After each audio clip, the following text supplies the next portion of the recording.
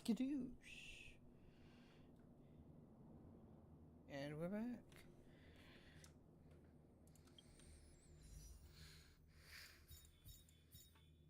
I want to, but I can't.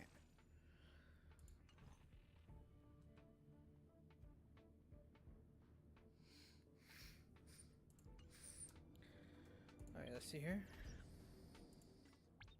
What did I get? Bugs. Oh, okay. Claim all. And yeah. Wallpaper? Oh, look at that. Let's go. I still like the clock though.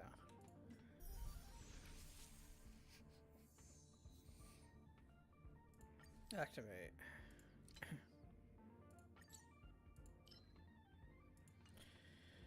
Absolutely. Skip to Odyssey. Let's go. Clocky boy. Clocky boy. Tutorials.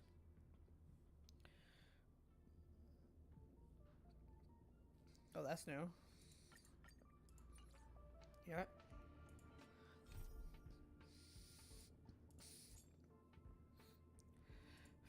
What's that? Oh.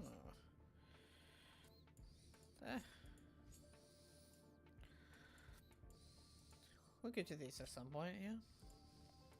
But we're gonna trick this instead.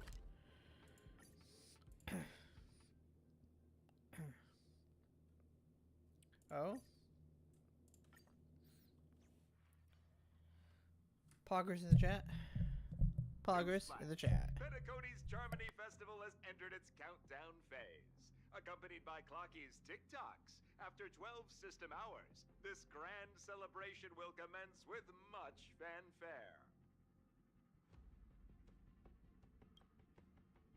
I already told you! We can talk things out! I'm sorry, Fluffy. I really have something urgent to attend to, so I had no choice but to resort to asking this favor of you all. Since you already know what you're doing, I'll also have to remind you of its risks. Hey, partner, what's with the hostility? I thought pulling this thing out was just a way of saying hello. For the last time, state your identity and purpose. My name's Boot Hill, and I'm a Galaxy Ranger. A Galaxy Ranger? You look like you seen a ghost. Did you think we all went extinct?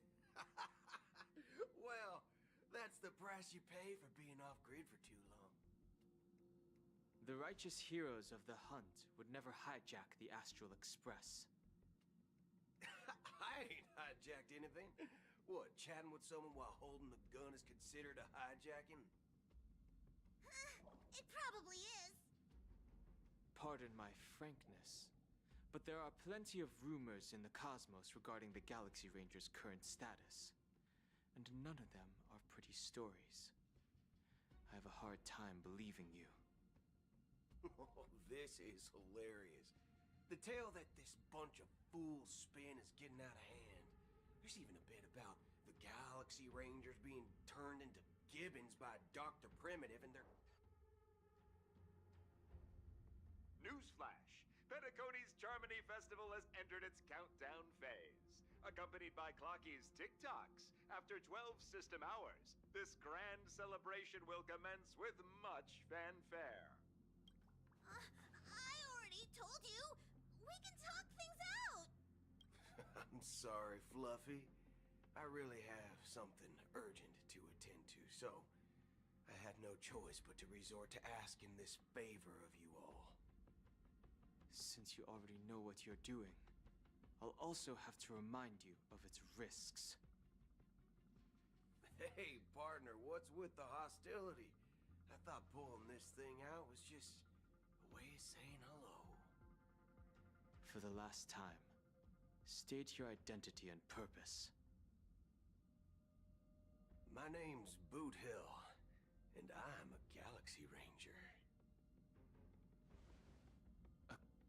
Galaxy Ranger. You look like you seen a ghost. Did you think we all went extinct? Well, that's the price you pay for being off-grid for too long. The righteous heroes of the hunt would never hijack the Astral Express. I ain't hijacked anything. What, chatting with someone while holding a gun is considered a hijacking? It probably is. Pardon my frankness, but there are plenty of rumors in the cosmos regarding the Galaxy Ranger's current status, and none of them are pretty stories. I have a hard time believing you. Oh, this is hilarious. The tale that this bunch of fools spin is getting out of hand. There's even a bit about the Galaxy Rangers being turned into gibbons by Dr. Primitive, and they're in some valley screwing around on swings. Of course, I know you won't believe me, which is also why, similarly, I have a hard time believing that you're the real Nameless.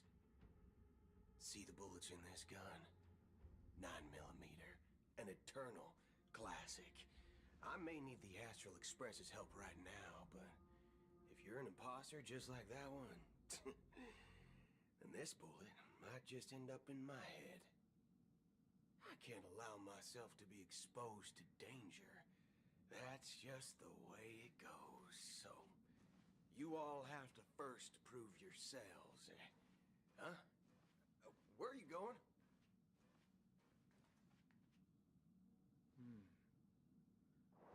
Recognize this? It's a model fudger. The Jade Abacus of Ally and Oath. The CN Joe really gave this to you guys? Model fudger? This is the Jade Abacus gifted to the Express by the Xianzhou Luofu's general, Jing Yuan. Its presence on board serves as the Xianzhou Alliance's official recognition of the Express. Is that enough? Not bad, kiddo. And across these sprawling stars, a gentle squeeze is all it takes to rustle up a whole legion of Cloud Knights. Now, I reckon that'd be one fudging sight to behold. Now it's your turn. Been ages since the Galaxy Rangers had the spotlight shown on them. We ain't equipped with such fancy gadgets. But I've been around the block enough to know the way to handle these types of situations is easy as pie. Alright then. Feel free to toss any questions my way. Let's see if my answers can't turn your trust. If your gut tells you otherwise, still ain't too late to show me the door. And why would I play along?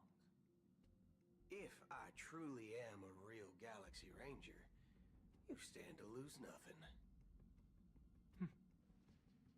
All right then. Tell me, what kind of organization are the Galaxy Rangers? My friend, this question is a hard one. I don't think I can even consider us an organization to begin with. Everyone's on their own fated path along the hunt, with their own resolute sense of righteousness and not so welcome among such so-called universal values. This reply does not instill trust, and only makes your predicament more precarious. I'm guessing you're gonna ask about some form of shared faith, right? But us Galaxy Rangers don't need that sort of thing. What brings us together is a shared bottom line. Never bully the weak. Never kill the innocent. These oaths aren't some lofty beliefs, but the fundamental bottom line that one must never cross as a person. As Galaxy Rangers, we strictly adhere to the bottom line. When someone crosses them, the hunt's vengeance will surely come knocking. And in this moment, the other crucial meaning of bottom line comes into play. As long as you don't cross it, you're free to do whatever you please. You catch my drift? Second question. Why do you seek trouble with the Astral Express? I already said that I seek no trouble. I must go to Penacony for a matter. But I don't have an invite. And I can't even enter the family's hotel doors. If only I could borrow the Nameless's identity. The entire cosmos knows you're guest of the family. Aren't the Galaxy Rangers also esteemed guests? Oh, you've hit the nail on the head. This is why I'm here. It's fine if I tell you. The Rangers are pursuing an imposter. A son of a nice lady posing as one of us. She's on Penacony right now. My informant is a memo keeper. She's the same as all mimetic organisms, appearing one moment and gone the next. She scares the fudge out of me. Still, she gave me some vital info. That Galaxy Ranger imposter. Who is it? Is that the third question? Is it a hard question? It isn't. Just that you might not believe me. That person calls herself Acheron. And according to our informant, she could be an emanator of nihility. That's impossible. That's what I said. Don't worry. When I first received the news, I had the exact same reaction as you. IX never gives anyone so much as a first glance, and that's perfectly normal. What reason would they have to bequeath strength unto mortals? Then you must know that emanators can also conceal their own identities, which, for many people, it's better that way. Otherwise, there'd be wanton bloodshed across the cosmos, or even, perhaps, turning their back on the path they're supposed to follow. I had the good fortune of running into an elation emanator. Its appearance was no different than that of those clowns. If it weren't through sheer luck that I got it drunk, I would have never known of its eminent status. Even in the purest hunt, you'll find the Xianzhou Alliance under the spotlight and Galaxy Rangers lurking in the shadows. Paths are inevitably concepts created by people and exist in planes beyond our understanding. To reckon that nihility emanators don't exist, well, maybe we just ain't nihilistic enough. So, do you understand now? Your companions are in danger, and it's pretty harrowing. If you don't want to believe me, you'd best send a message to them, but I'd advise you to move fast. We don't know what's happening in the dreamscape or how much of what the memo keeper said is true. And that Acheron, who knows what she intends to do.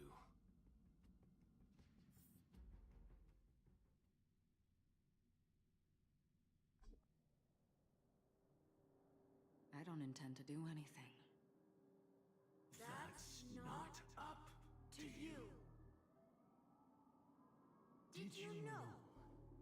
People who come to the land of dreams for the first time, they'll subconsciously stop to reaffirm that they're still walking on solid ground. And then they will unanimously raise their heads to gaze at the sky. Be it reality or dream, staring at the sky is instinctual for humanity. Since the day that the golden hour was completed, it's always been there, watching over every single night of decadence.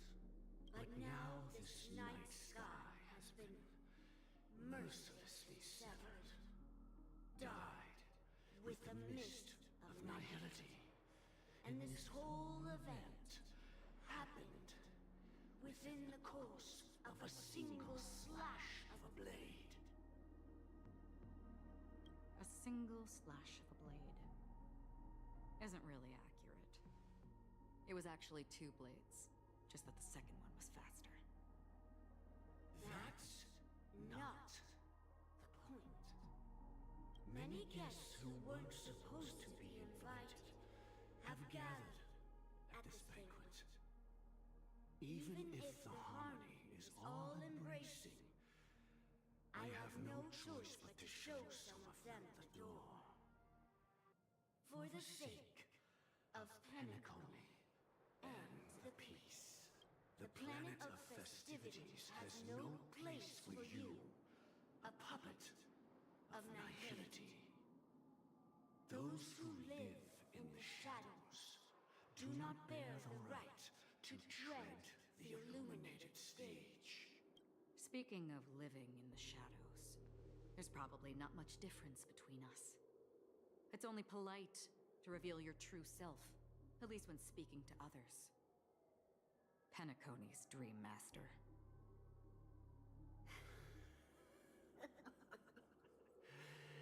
That's just another reason that you can't stay.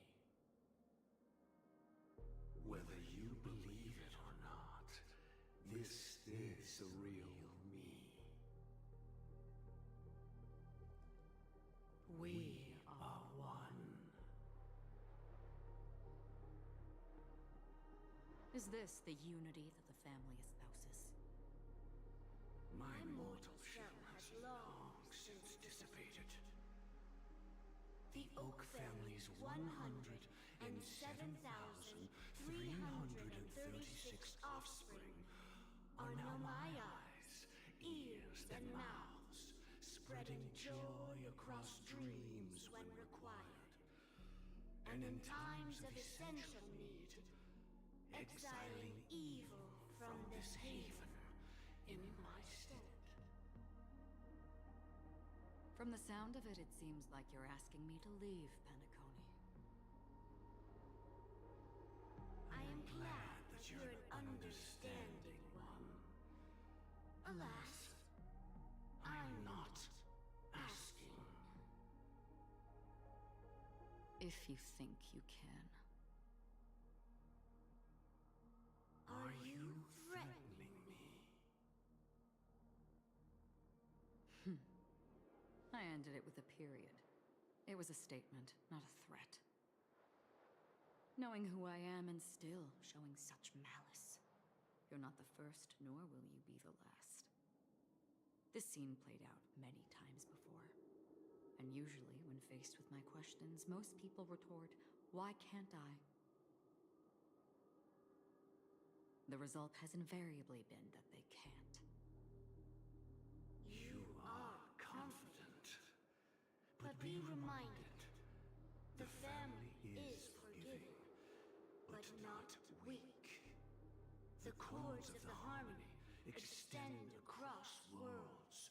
If you do not comply, when the blade is unsheathed for even a hair's breadth, you will never be able to escape the eternal Centurion's wrath in all of your lifetime. 137 individuals. That is how many heathens I have exiled since I became Dream Master. Among them were those who once severed my wings, and those who immolated my body. And here I stand again, about to add another mark to the tally. And you will die. I mean, all of you will.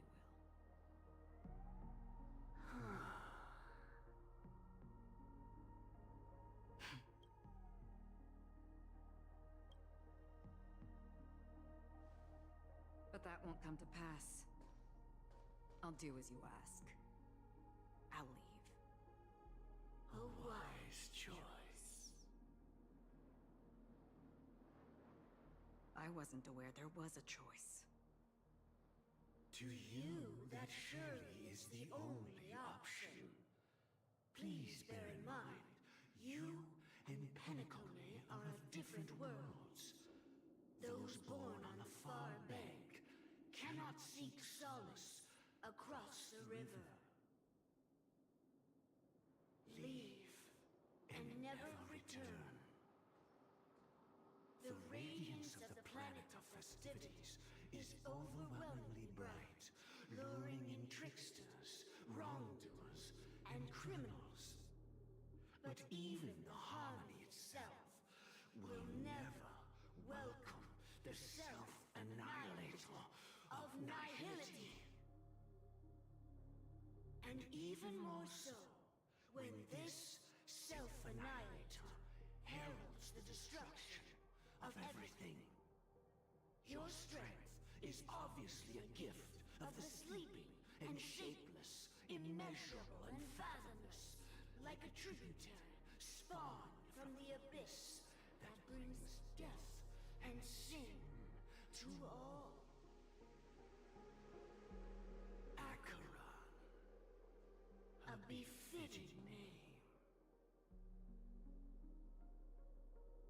Take it from someone on the other side of your so-called river.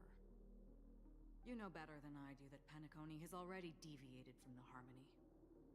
Whatever your intentions may be, I foresee only one outcome. Its future holds nothing but nihility. Just like all the worlds that have drowned in their shadow.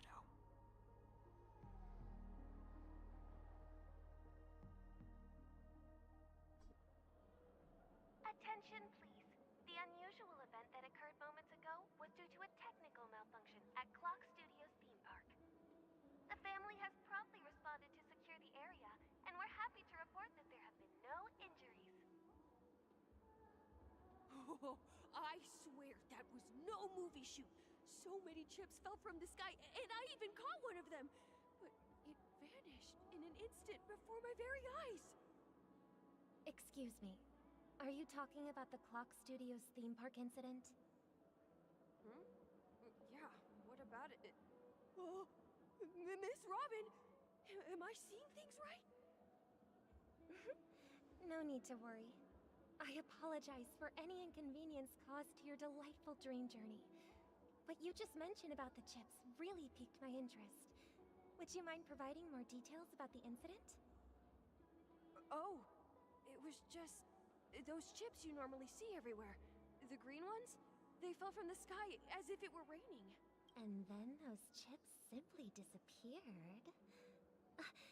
It appears to be the Dream Sim tech the Iris family has been developing. Huh? Miss Robin, you mean those chips were all part of a performance? But I really... Shh. This technology hasn't been made public yet. It was originally planned to debut at the Charmony Festival, but it seems it's been leaked. Can you help me keep this secret? The raining chips were supposed to be part of my act. Oh, I see. Then it all makes sense now. I'll do anything to help make the Charmony Festival a success. Thank you. As appreciation, I'd like to give you a token gift. Oh, this button is... Press it at just the right moment in the celebration. There could be an unexpected treat in store for you. All right. It looks like there are other guests who are also confused. I'll have to excuse myself. Please, enjoy the dreamscape. So many people talking about it. This commotion at the theme park definitely made waves.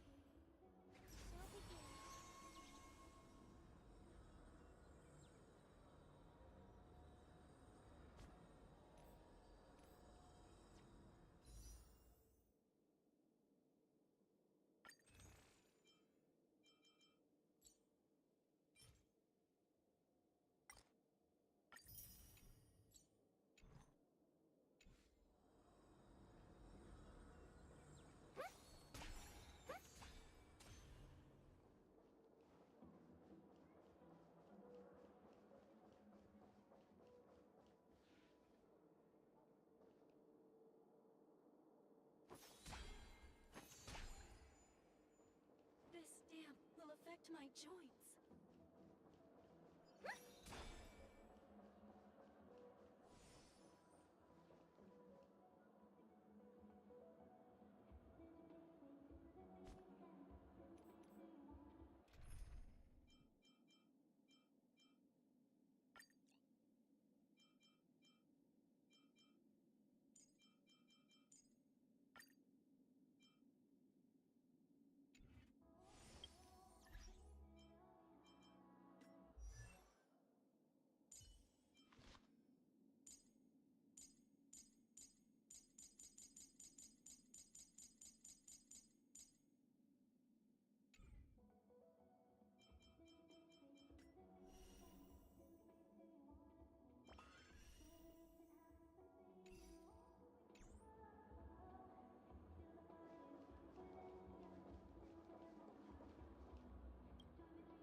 The family promised they would protect the guests within the dreamscape, but I witnessed a group of organic life forms making their way to the theme park. And soon after, a rip tore through the sky, and black rain started leaking out of the void. The family needs to provide a reasonable explanation, or I'll take my loved ones and return to reality. I thought the dreamscape was supposed to be a paradise. If it's not, then there's no point staying here. It appears the good sir has seen many great events. And it's true that an uninvited guest has unexpectedly entered the dreamscape. However, their target is not the ordinary guests, but the ambassadors of the IPC. The family will certainly ensure that the safety of the guests is of the highest importance. Miss Robin, I know the Bloodhound family has already sealed off the theme park and has control over the situation, but it won't resolve the problem. The family can try their best to protect their reputation, but as a guest, I don't wish to gamble with my life. But as you can see, sir, no innocent bystanders were affected in this incident. Perhaps the dreamscape is not as perfect as promised, but there's no place safer than dreams under the family's rule. I believe you know this better than I do. If this incident happened in real life, how many people would be able to walk away from it? I could stay here, but keep in mind, guests come to Penacony to enjoy the dreamscapes.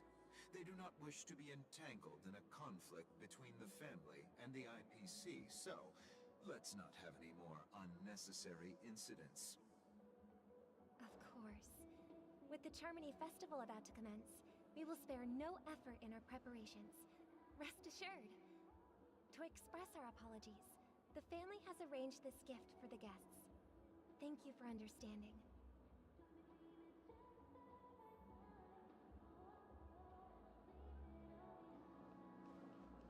You've had quite a bit to drink. Hello. May I ask what happened here? Nothing to be worried about. There's been a small rehearsal mishap at Clock Studios theme park. Please stay calm. Hey, are you a fool? You don't even recognize Miss Robin? Who do you think you're talking to? I'm sorry. I've just been transferred to the Bloodhound family, and I'm still not too used to working on the streets. I didn't realize it was you. I'm so sorry. Hey, don't sweat it. You guys have a tough job. I know how it is. How's the situation looking? Oh, we've sealed off the theme park. Most guests are used to bizarre phenomena in the dreamscape, and so far, no threats have been detected. We can expect order to be restored soon. Rest assured, Miss Robin will intensify our patrols to ensure that no incidents occur. I trust you guys. But regarding what happened in the theme park, what do you hounds think about it? It's okay. Feel free to speak your mind. Well... Actually, I was there shortly after it happened. Is it true that the IPC's ambassadors came with ill intent?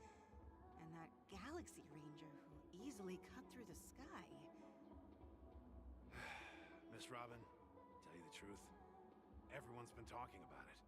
The myriad factions on Penacony have already been causing unease for everyone. Thank you all for your loyalty towards the family. The planet of festivities has indeed run into some trouble.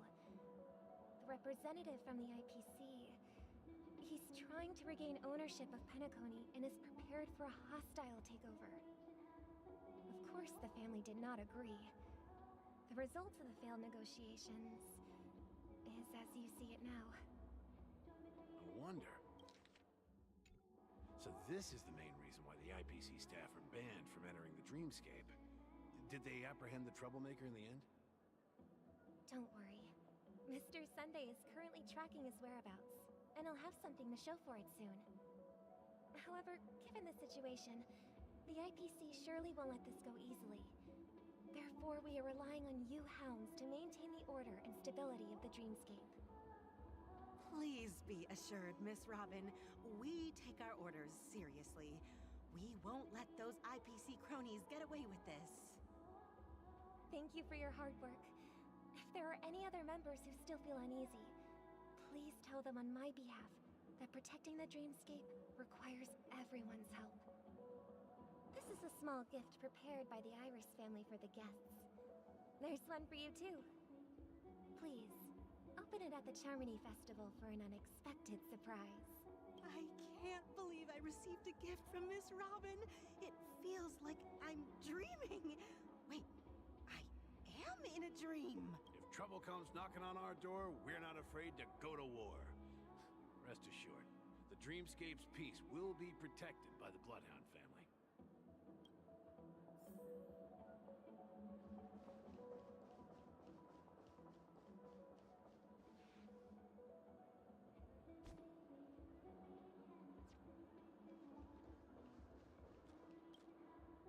Miss Robin? That's the renowned cosmic superstar, Miss Robin! I didn't expect to meet a fan here. I'm honored. Welcome to Penacony, a world filled with wonderful dreams. I can't believe I'm actually meeting the real Robin! Shouldn't you be preparing for the Charmony Festival? Preparation is important, but the ceremony is fundamentally about sharing the Great One's harmony with everyone. If there's a chance to sing with everyone, I will not refuse. Regarding the recent mishap, I understand it negatively impacted some of our guests. As a member of the family, it's only right for me to come forward and offer my apologies to everyone. But, are you sure it was actually a mishap? Everyone saw those chips descending like rain and the red light tearing through the sky. Claiming it was merely special effects seems a bit far-fetched. Plus, I met that generous gentleman. He looked really out of it and kept talking to himself. Is this also part of the performance? Everyone, please do not panic. I believe that the family will give everyone a satisfactory answer in due time. Even if you say so, Miss Robin, it's hard to believe. Some people just never listen, do they? It's never ending. It just goes on and on. I'm getting really tired of this. Miss Robin? Still, I suppose I should keep on helping everyone.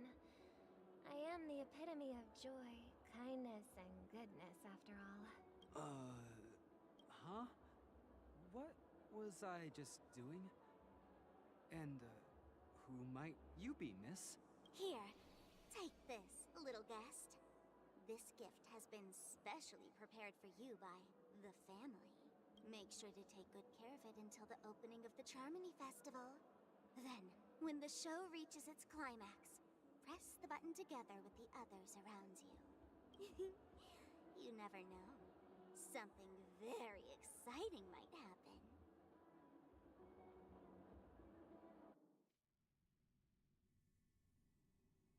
We're back to where it all began. You entered the golden hour from this place. And it is also from here where you will enter the true Penacony. It is a pleasure to journey alongside you once more. But it's time I laid bare the entire truth before you. As you might have heard, I also go by another name. Stellaron Hunter Sam. I know you have many questions. Do you remember when we encountered death in that strange dreamscape?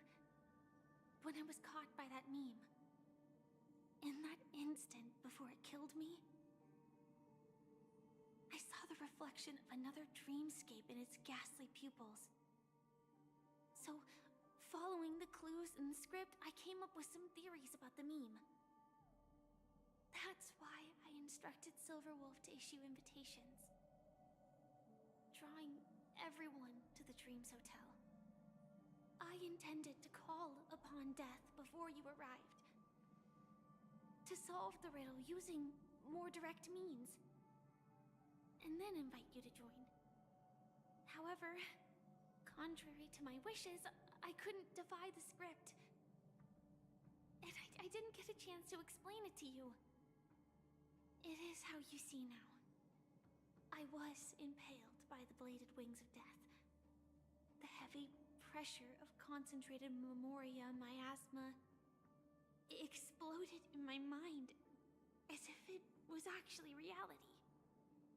But after the momentary numbness subsided,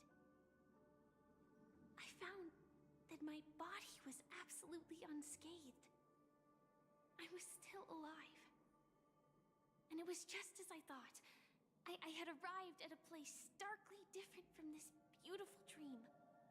Beneath the dreamscape of Penacony lies another, more chaotic, more primal memory zone. Its name? Land of the Exiles. And so, then I returned to the hotel in the dreamscape, hoping to tell you of its existence. Yet I could not reveal my own identity. So, I could only divert your party's attention and lure you away from the battlefield. And after all my attempts proved futile, it wasn't until not long ago when a crimson blade of light shattered the high wall of the dream, causing you all to fall far into the abyssal depths of the dreamscape, that I was able to awaken you and your companions one by one. And that's it. That is all that's happened so far. I know it's tough to believe all this without reservations. I just want to say, you are very close to the final answer. Just one more thing needs to be done. And then I can prove it to you.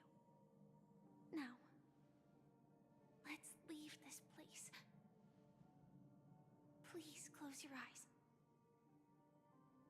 Take a deep breath and visualize the dreamscape's outline in your heart. And remember, you must not open your eyes at all times. 3, 2, 1. Don't be afraid. The one who has come to greet us has arrived.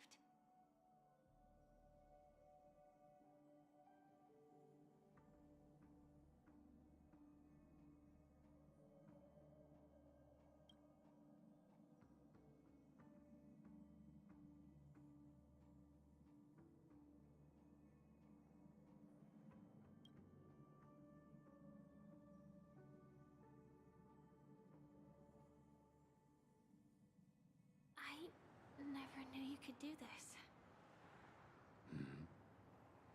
Do you have a driver's license? I do. That is surprising. Why? Because this is Japella, the city of sins? No, it's nothing. I'm just thinking that you haven't slept in 20 system hours. Are you sure you're okay? I'm fine. I'll survive. Same goes for you. I'm not so sure about that. Slow down a bit. Infiltration is over. Feel free to activate Sam anytime you'd like. There's still some time before the next part of the script unfolds. Let me stay a little longer in this body.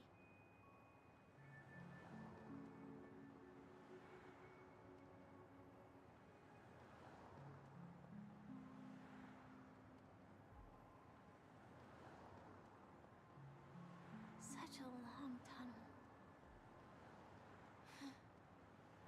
Didn't feel this long when I set off. In half a system hour, it will lead us to Kafka. And then comes the downfall of the Japella Brotherhood. Is that also part of the script? It's in your script too. Sorry. I didn't notice. Their destiny won't change just because of your selective ignorance. I told you before, it's a bad habit. What about you then? Is this the moment you finally find the death you've been looking for? As always, it's a blank slate. It's not on this planet. Why the sudden inquiry? Because I'm currently in a car with a sleep-deprived driver. I just want to get there in one piece. This car has full self-driving capabilities. I'll just put my hand on the steering wheel. Will that do? Hey, don't take everything so seriously. Elio would always say there's only one type of destiny. The inescapable type. He can see the future, and we, likewise, are aware of our predetermined end. But before that moment arrives, we can still choose what we do. We all have this right, don't we? After today, Japella's name will disappear from cosmic history, and the Everflame Mansion will take its place. In the not-too-distant future, you'll receive an invitation. That's your next stop. Land of the Dreams. Penacony. I hope you find whatever you seek there. Be it answers or salvation.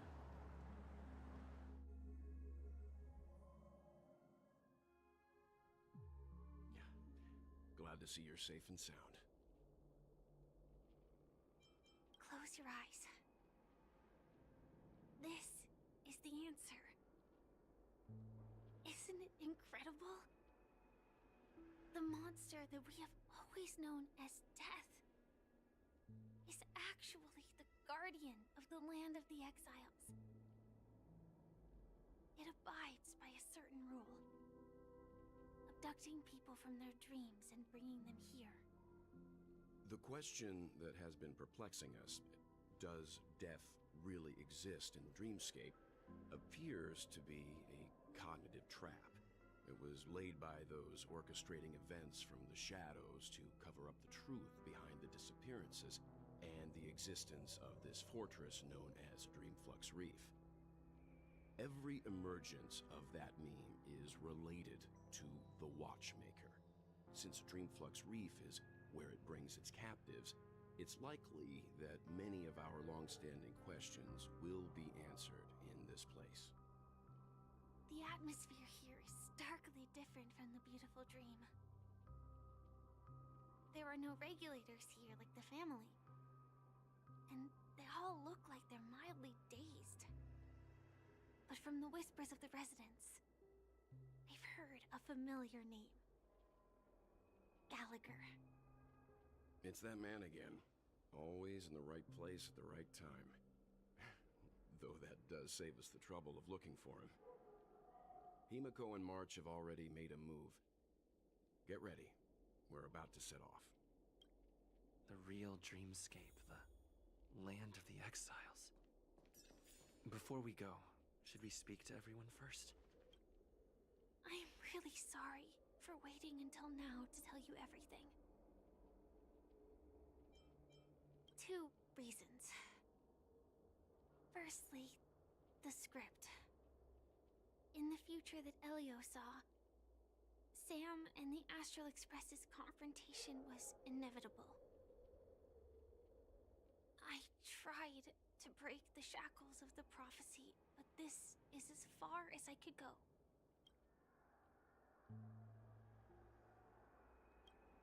That aside, there were also my personal motives. I wished to travel with you as Firefly, and not Sam.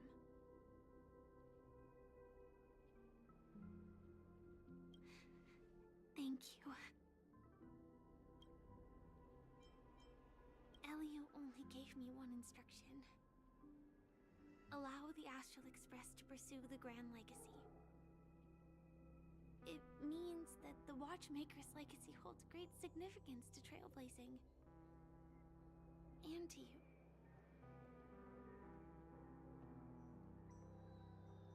Elio's scripts used to revolve and expand around certain specific Stellarons.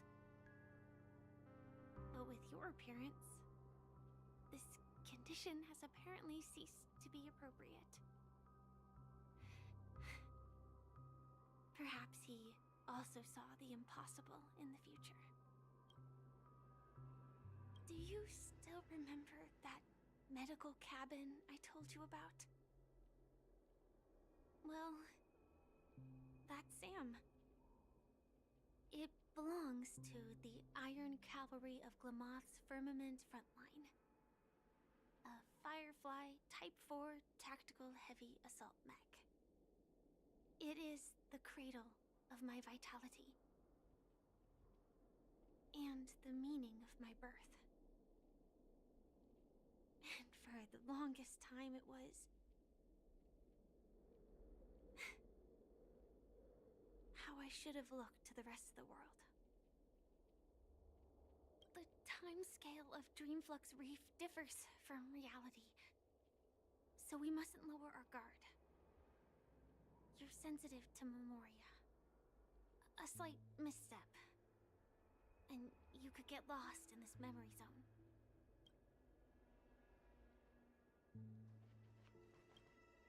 Something on your mind? Let's talk about it.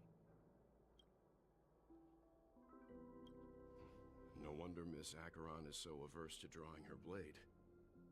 It's hard to imagine such terrifying power could reside in an ordinary sheath.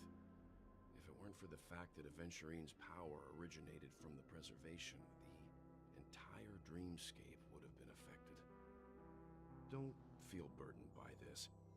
Even without that Stellaron inside you, Aventurine would still have found other methods to accomplish his goal. Let's just believe in Miss Acheron.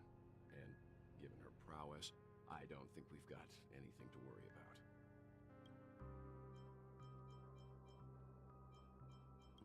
During your investigation, he shared a vital piece of information.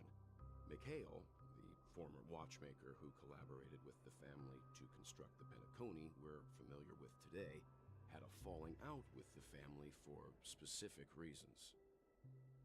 But this is precisely where the problem lies. You were clearly investigating a murder, so then why, as a security officer, is he changing the subject to talk about his past with the watchmaker? And now, with Firefly mentioning his name again, it's hard not to be suspicious. Before we found you, she'd already revealed her Stellaron Hunter identity and shared a lot of information. Who would have thought that the Molten Knight's true identity was actually a young girl? For her, this is a secret that she cannot allow others to know. That being the case, I think we can believe she's willing to cooperate. But she didn't reveal all her secrets. I just can't shake the feeling that her situation is different from that of the typical dreamer. And I hope that doesn't lead to any dangerous predicaments. I hope you've regained a little composure. We'll move out when you're ready.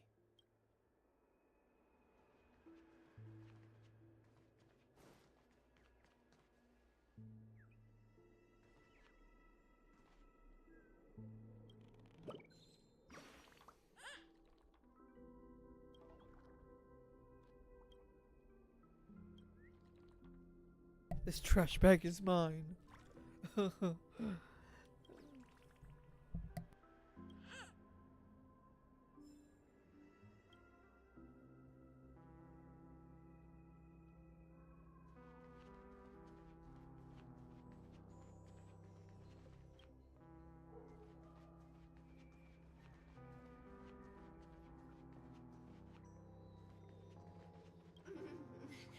Welcome to heaven.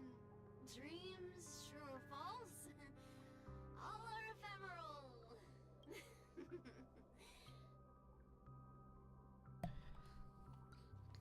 Too much Soul Glad, dude. What's here? No, nothing. No. Let's put the water drop.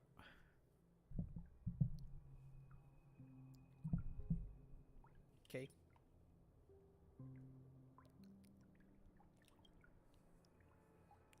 Uh-huh. Uh-huh.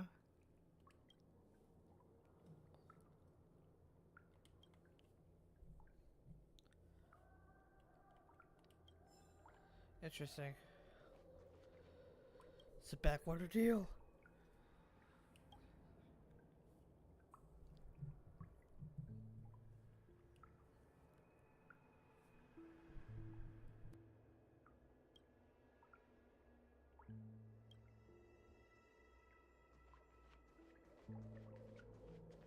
Keep going straight down this alley, and it'll lead to an elevator. It'll take us to the center of the land of the exiles.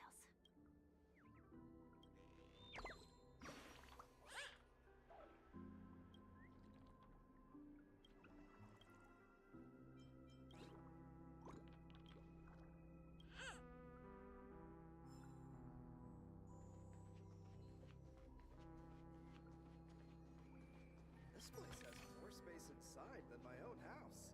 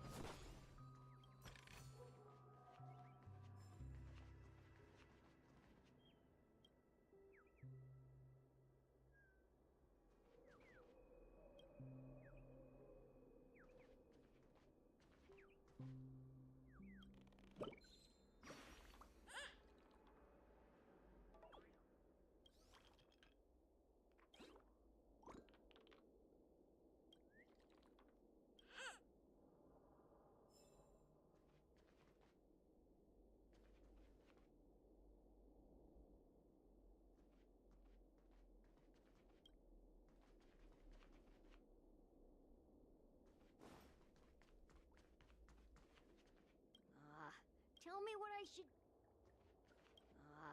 tell me what I should do...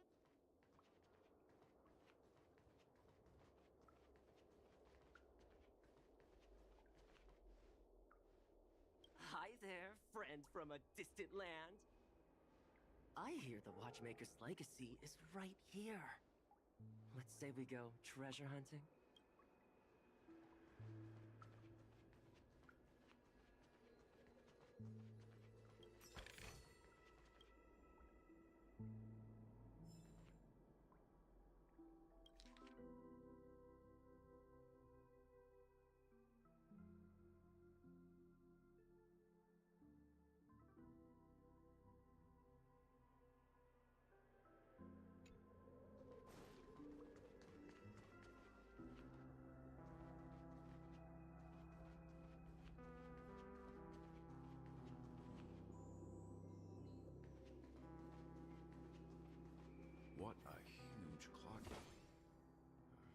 like the watchmaker also left his mark on Dreamflux Reef.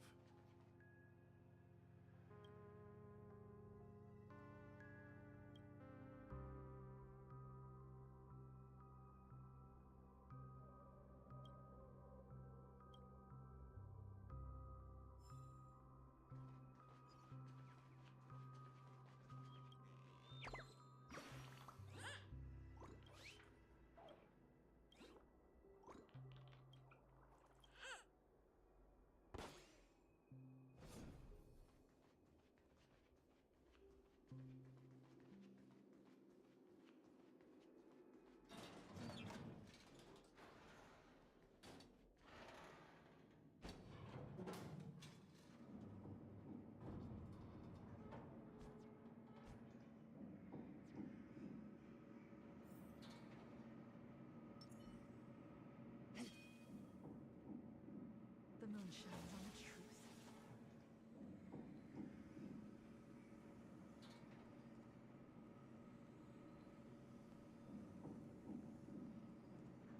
Unbelievable. To think there's a settlement of this size within the Dreamscape. And all beyond the family's reach.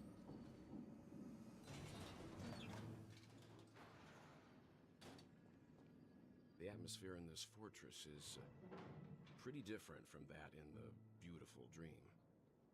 When I first saw it, I was in awe too.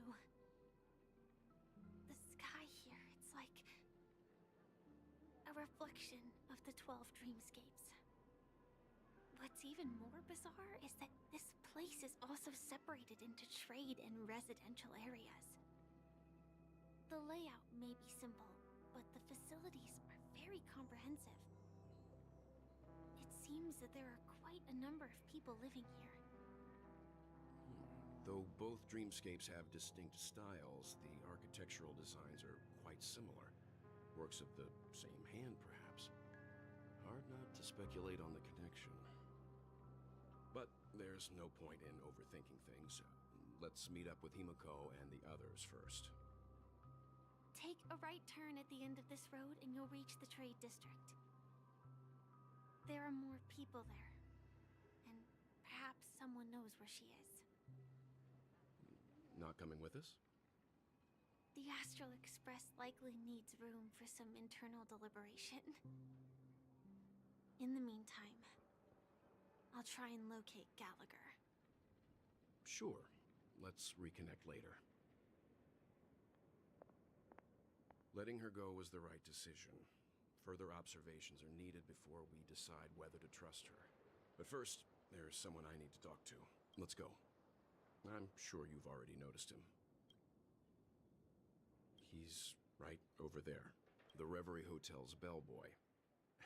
How did he end up here?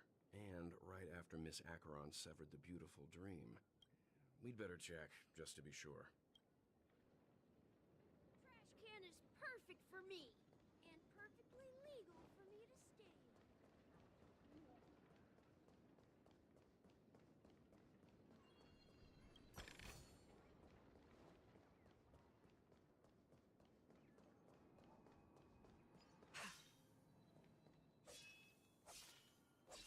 The moon shines on the truth.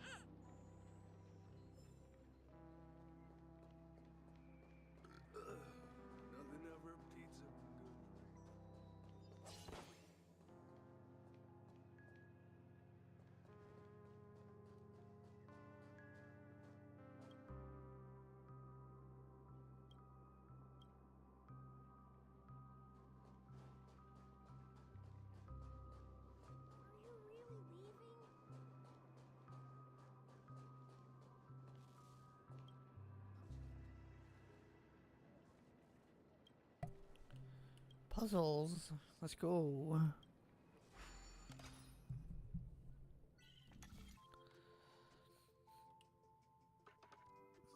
Nope. That's not it.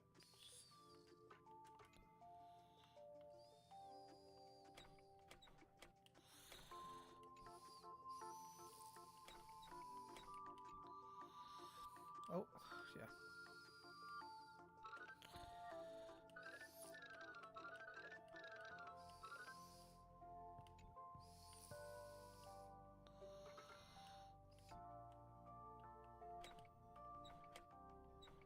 Oh.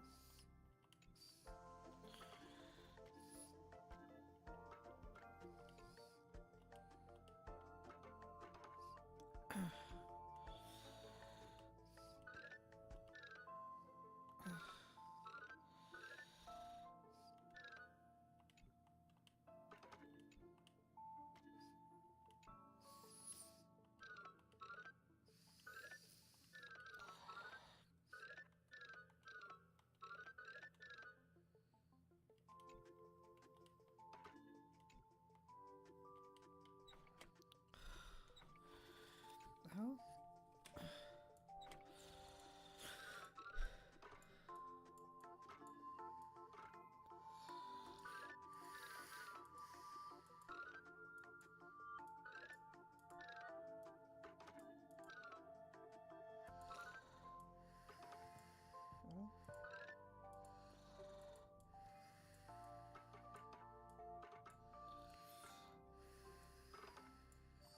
Oh, there we go.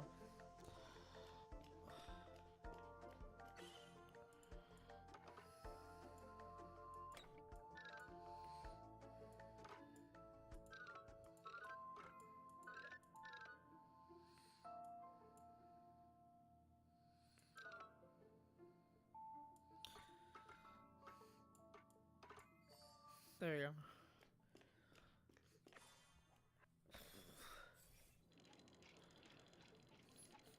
I don't know what happened to the controls to this thing.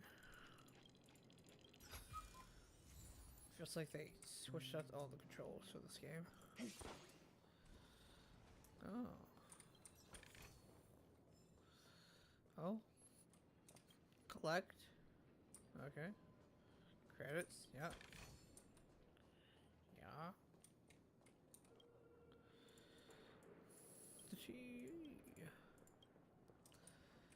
The mystery of clocking. Oh, it's just balloons. But I wanna... But... The hoodies.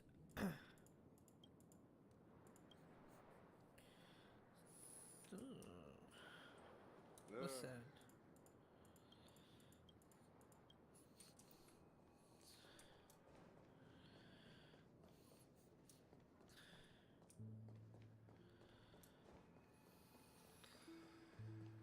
Oh. Where's this edge? Okay. Oh. Yeah. Don't you know how to fly? Oh, nice. Oh, wait.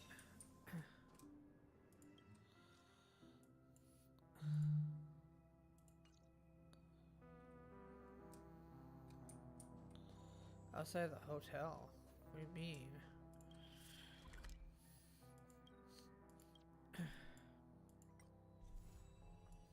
Where's this? Where am I? Dreamflux Reef. Oh, yeah. Wait, meet outside the hotel.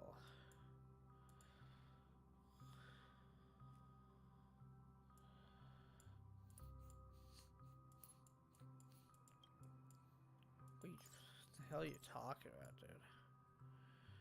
Oh. What's that? Slumber Town. I'm going down. I'll go timber, yeah. Let me go down, down, down.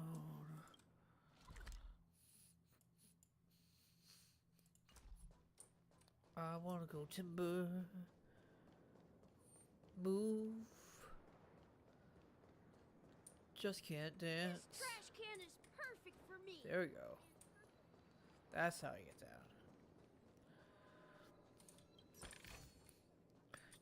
Dang it, why can't I go down? There's shit down there.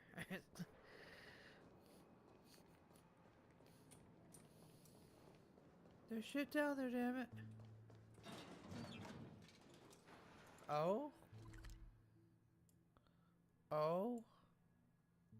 Actually, never mind. That's not where I want to go. That's not where I want to go. Wait, I was just here.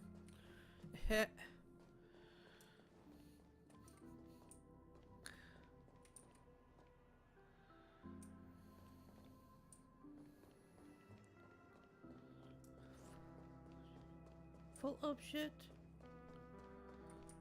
I was just here. Wingy's losing it.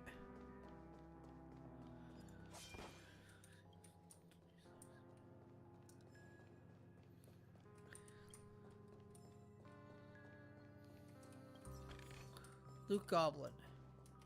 As always. Well, let's see how you handle a stroke of genius like this. Stroke of genius. Oh, we're pure genius. Oh, evil ticker.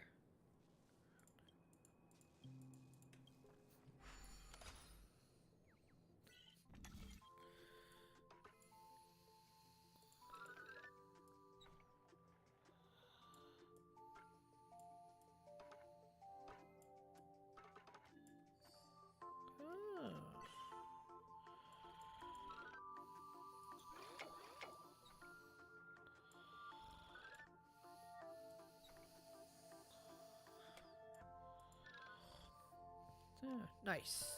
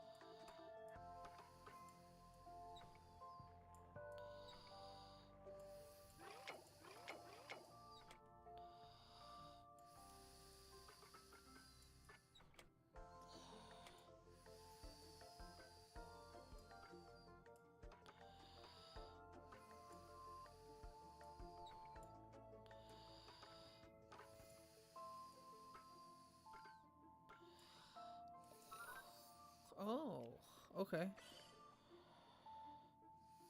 Nice. Let's go. Perfect setup.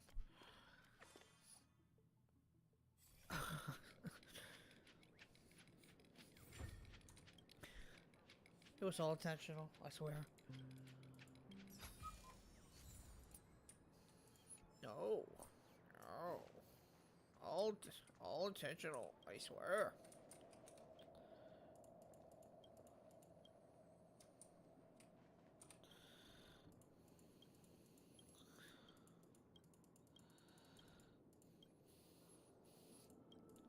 Let me see the products. What's this? Ooh, what's this?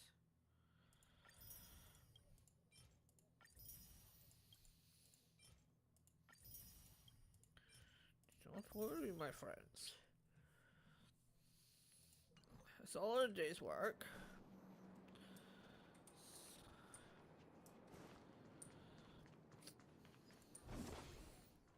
shall explore this place, top to bottom.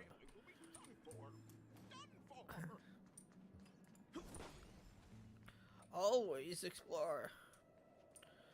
We explore. No thing unturned. Nothing shall be unturned. Absolutely.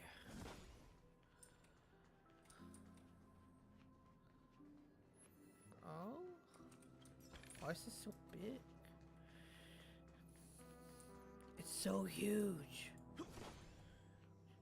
Doctor, you're huge.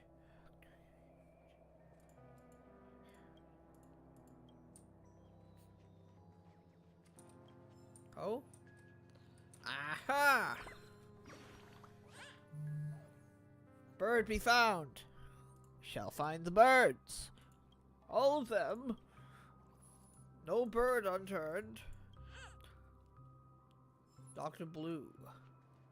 Blue's Clues? Couldn't be. Let's have a toast to Dreamscape. A toast. We toast. I saw a bird somewhere. You can't escape me.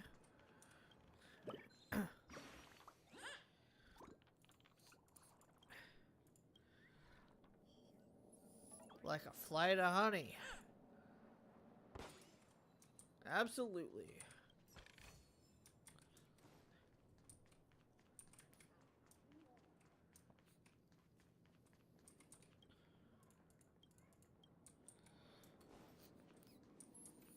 Do not fear. Do not fear.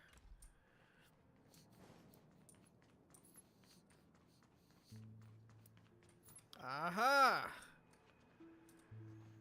Come here, bird. Absolutely. Wet wings. I will find the birds. All birds will be found. You shall be found.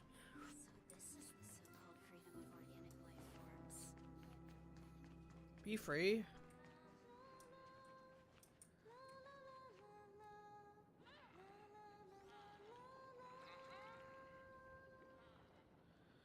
Damn.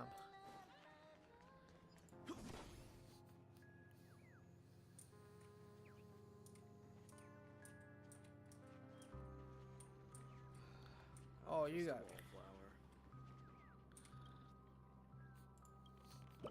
Nice shot.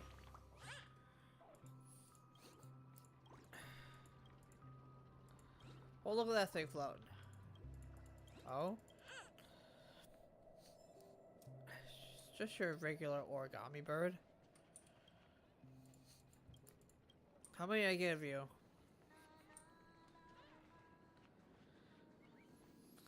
More to go. More birds to go. Memorial black hole. Oh. That looks nice. Slumber Town. Wait, found a bird.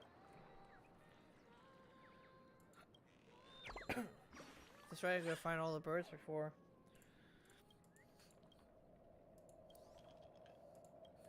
Go send a cat after the bird.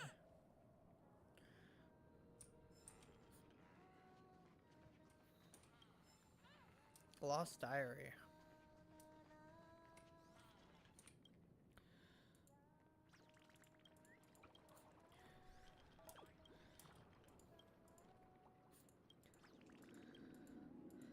Kung Fui. Already have half the birds. Let's go. 30 J's found. Easy. Wait.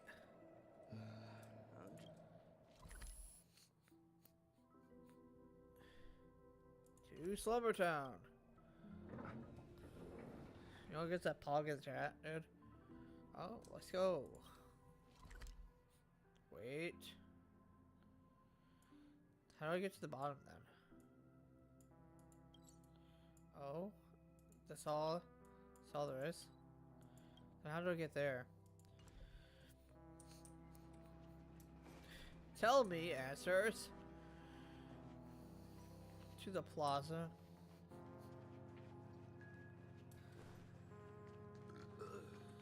Excuse you.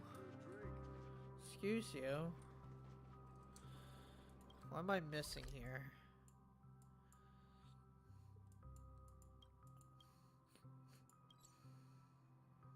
That's not it. Okay. So I have to go here in order to get over there. But there probably is a way to get up there. Just not seeing it. But I want the birds. More birds.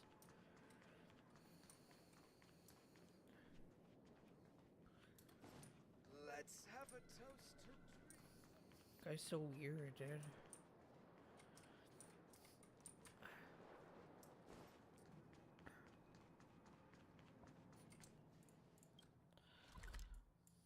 One more time, please.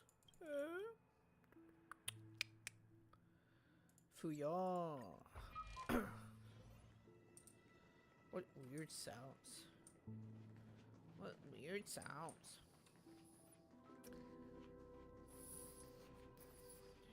Do you know the way?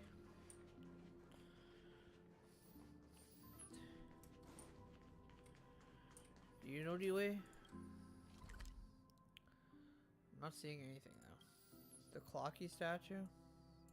Did I not find all the things? Floor 1, floor 2. Where's my chest? Tell them now. Nothing ever beats a good... Dreamscape Pass. There's that. Stickers found. Let's see here. Okay. Illustrate stickers. All those are found.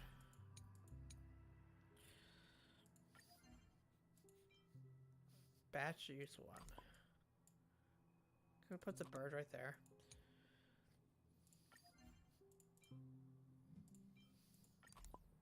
Yeah.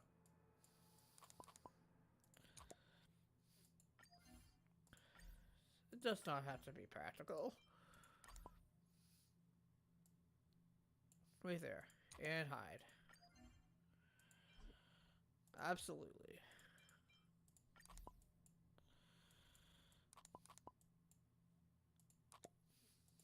Still 75% complete. No. Oh. Nice.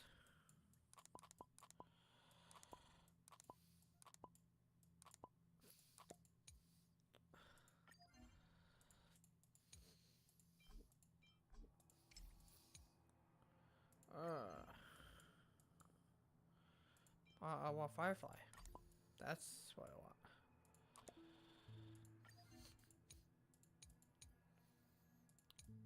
All used? No. No. Let me use.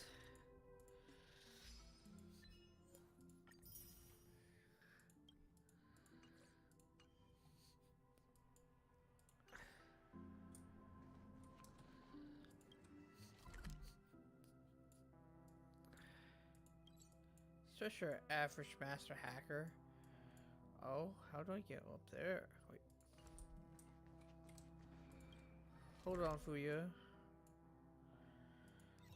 Clocky statue. Oh, stagnant shadow? What is that? We're actually gonna check out the statue because we have things.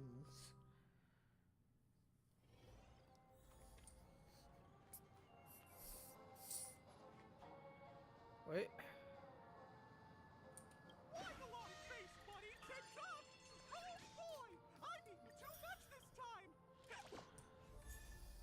Oh, I have it already. Okay.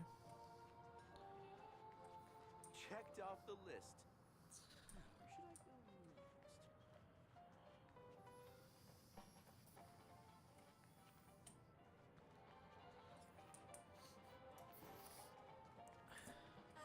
go next? I really love Clocky. Wait. My dream is Is right before flappers, my eyes. dude. Gotta love the flappers, dude.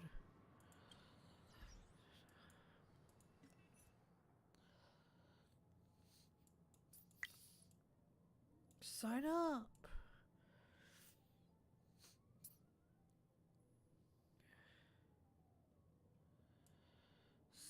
Sign up.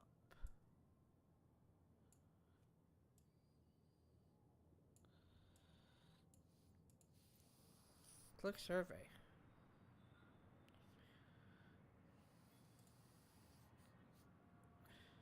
Yeah, we'll save that for later.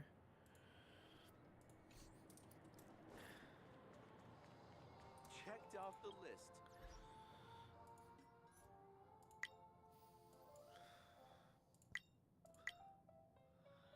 Hey.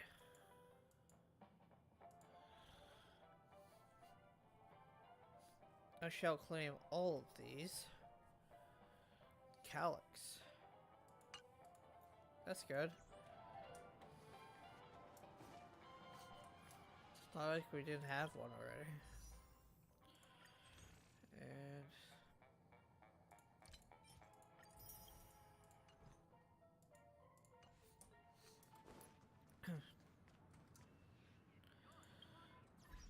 where is it? Oh. And we go back.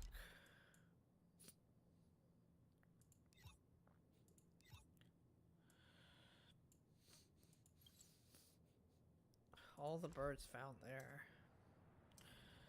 What am I missing, dude? Am I missing a trash can?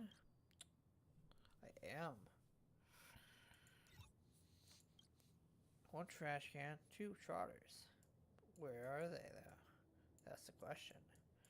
Where can I find you? Trotter missing three chests. On the first floor, the second floor. Find the birds. Find all 10 birds.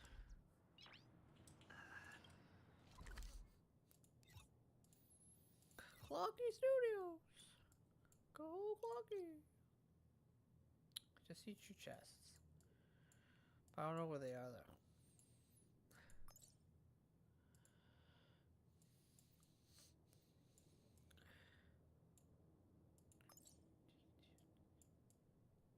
Dude.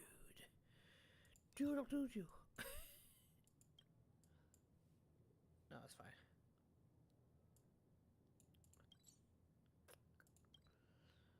Oh. I already have this, but...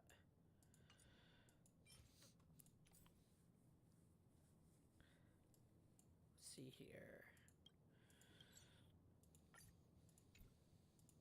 Teleport. It's getting late. Where to now? But I consumed.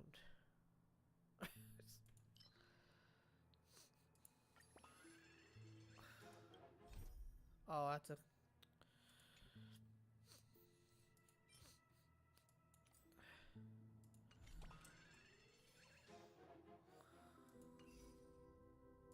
What did I not do yet?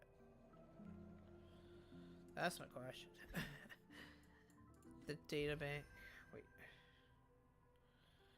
I'm surprised they don't have music up there. That... What did they add? What did I not get?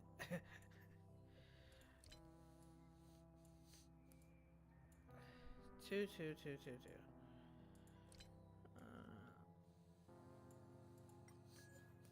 The Pioneer of Dead Waters. I still need a foot. Give me a foot.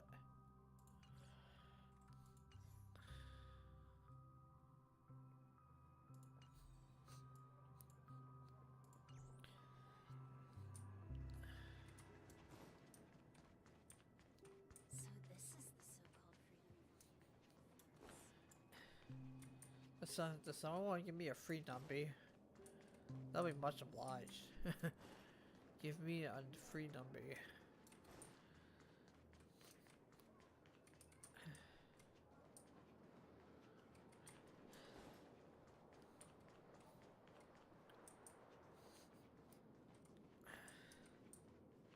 %, the thrill of something burning.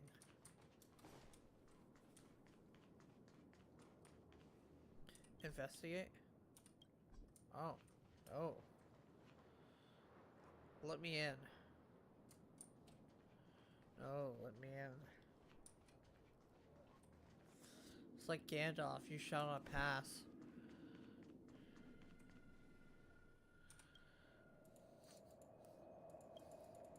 Let me take care of business. I do like toys. Am I want to take a look at my toys.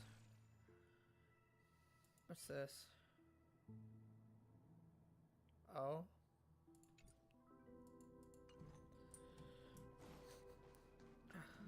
We'll play reindeer games later. Toast to dreamscapes,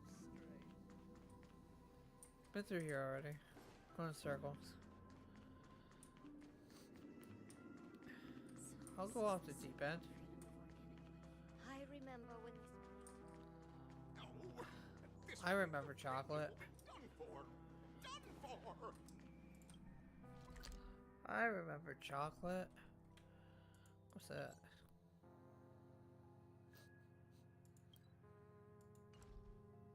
I remember the chocolate.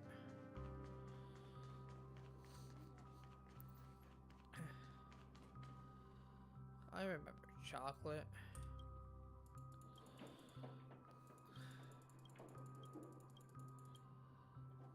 Let's see the food. No. It's just food.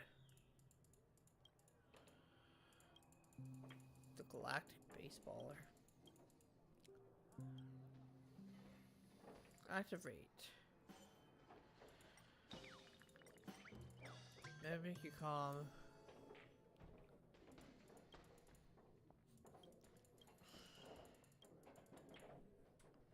Oh, there's nothing there. Come on, let's play some music, damn it. No. Stroke of what? What genius? It's all part of the master plan. No preparations involved. I shall absorb you.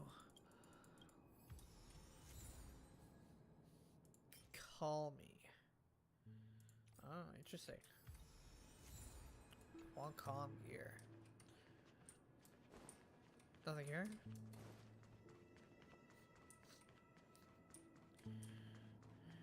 Do not fear.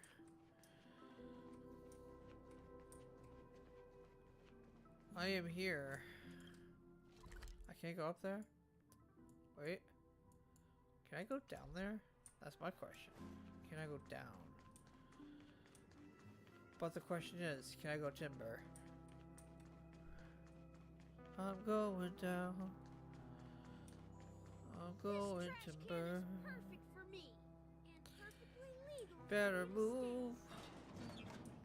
You better dance. I shall go down. Do not fear. Let's go. I can go down.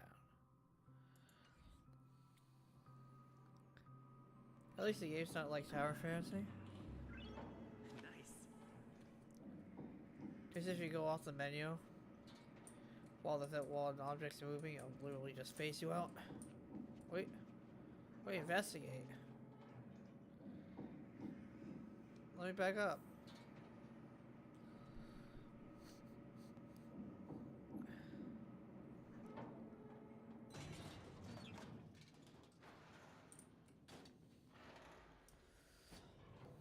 It's time to explore it.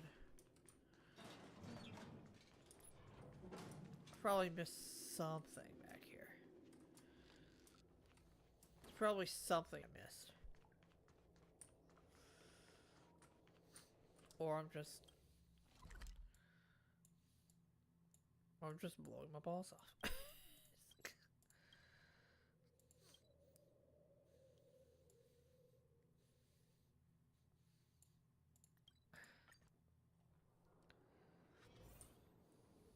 This trash can is perfect for me, and perfectly legal for me to skate.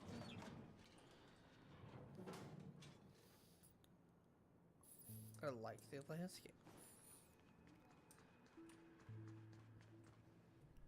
Huh? You're the guest from before. We meet again! And a new friend. Forgot to introduce myself. I'm the hotel's bellboy, Misha. Hello, Misha. I'm Welt. We met in a dream. Oh. And who might this be? Tick-tock! Old friend and new friend! Let's high-five!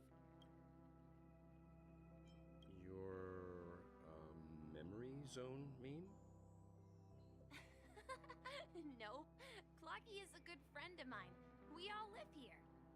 How did you two get here? This dreamscape isn't supposed to be open to the public. I wonder if it has something to do with Sleepy. So, this is your home? Yep.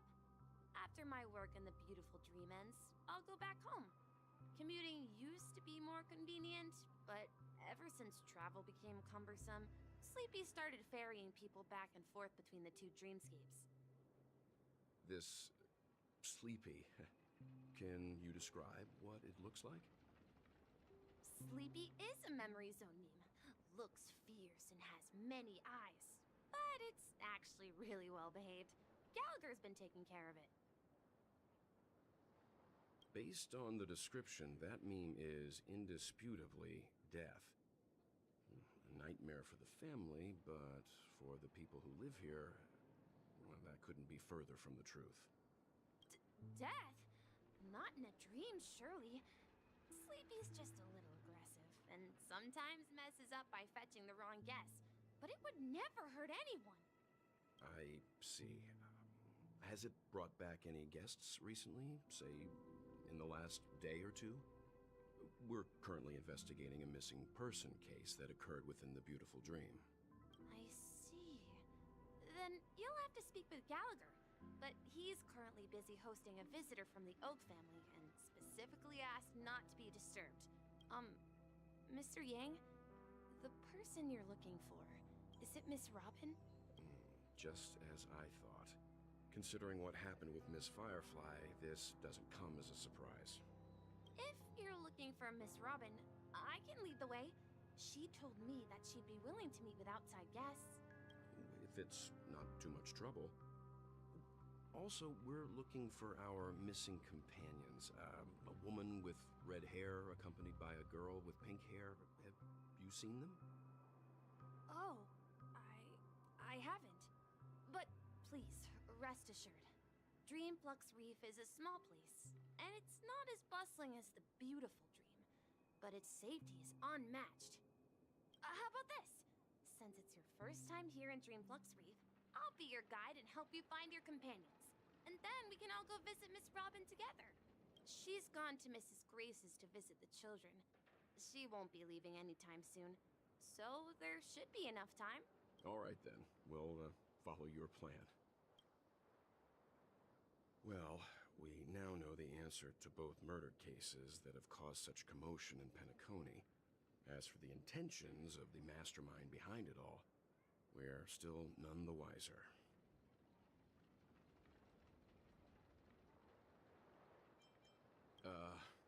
No idea. But its connection to Gallagher is worth digging into. Regardless, we have to find him. Say, you mentioned before that you saw Clocky that only you could see, right? I can't shake off this strange feeling. Am I really still so young at heart? Forget it. It's not important. We'd better just follow Misha.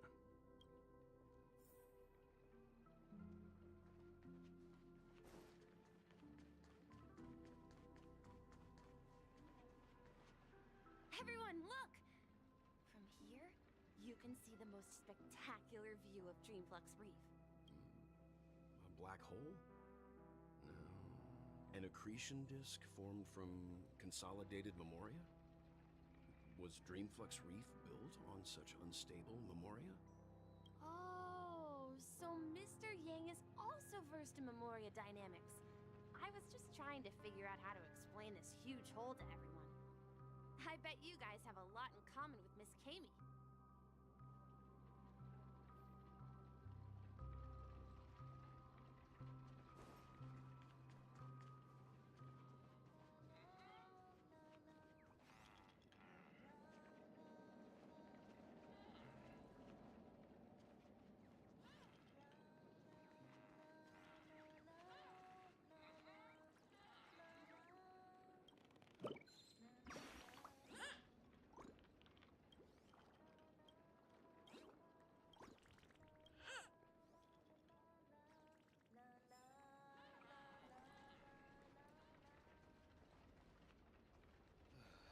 I'm just a wallflower.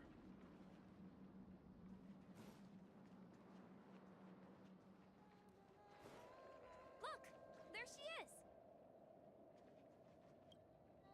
My calculations are finally done. In another 10 system hours, the above dream will swallow the dream below. My hypothesis was correct. This place will cease to exist as the dream devours everything. Hmm? Who are you all, and why haven't you left yet? This place is about to disappear. I'm Kami, a dreamscape surveyor specializing in Memoria dynamics, and this is my life's work that I'm researching. See that huge gaping hole? It was just a narrow rift many years ago, but now it's grown into a giant hole. The surrounding Memoria has been flowing towards the other end of the hole at a constant velocity, slowly but surely.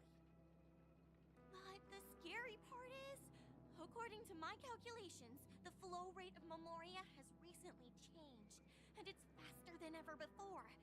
It's almost as if something is sucking it in from the other side. By constantly improving upon Madame Rosalina's Memoria measurement method, I've finally obtained accurate results. After 10 system hours, the Dreamflux Reef will cease to exist. Just like the melting of glaciers, everything will crumble and disintegrate. The dreams on that side of the void will fuse into one. Please don't worry. This sort of thing has happened many times before. Miss Kami isn't a bad person. She's just a bit lost in her own world. She'll probably realize she's wrong soon enough. You don't say. There was something else that piqued my interest. Who is Madame Rosalina? Oh, do you know her too? Or are you also a fan of Memoria dynamics? We're very interested in Madame Rosalina's achievements. Could you tell us a little more about them? Why, of course! She's an excellent scholar of Memoria dynamics, and the first person to apply Memoria rate measurement methodology on interstellar travelers. Regrettably, due to the presence of the Garden of Recollection, ordinary people don't pay much attention to the nature of Memoria. She departed this world without much fame, leaving only a few thin journals behind. I came to Penacony to learn more about my idol, and went to great lengths to seek out Dreamflux Reef, all because this is her final resting place. Prodigies always meet their demise prematurely. If only Madame Rosalina had more time, she would have discovered a way to reverse the flow of Memoria. I felt it. The source is in the golden hour. There is a certain anomalous presence stirring the currents of the memory zone. I must uncover more concrete proof. I must convince everyone. Does the name Madame Rosalina sound familiar to you? That's right. It seems like she did a great deal of research and calculations in Dreamflux Reef before abruptly passing away. Miss Kami regularly mentions her. I hear Madame Rosalina passed away during the prison war. She building homes in the memory zone. I bet she'd be really happy. Perhaps. Our destination is the commercial district. That's where the largest crowds gather in Dreamflux Reef. We might be able to find the others there.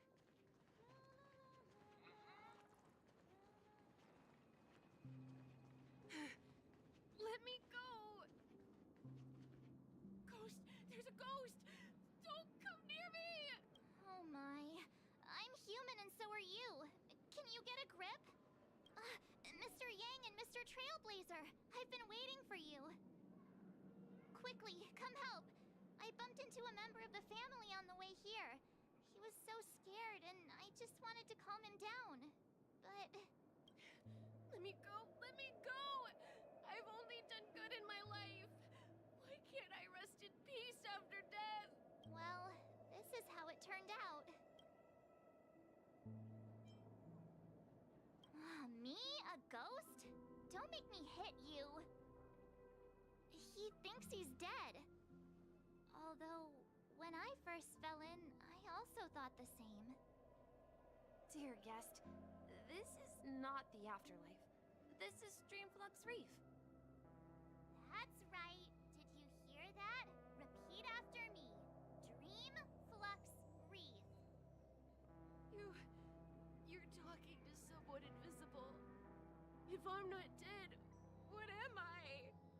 I shouldn't have pushed my luck and tried sleeping in my dream. Curiosity kills the papashi.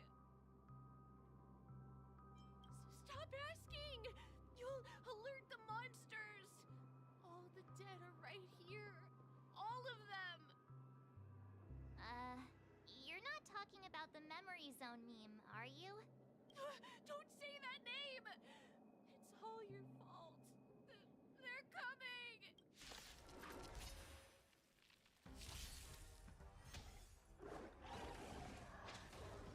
Finally, some action. Ill fate descends. I'm okay. Hit.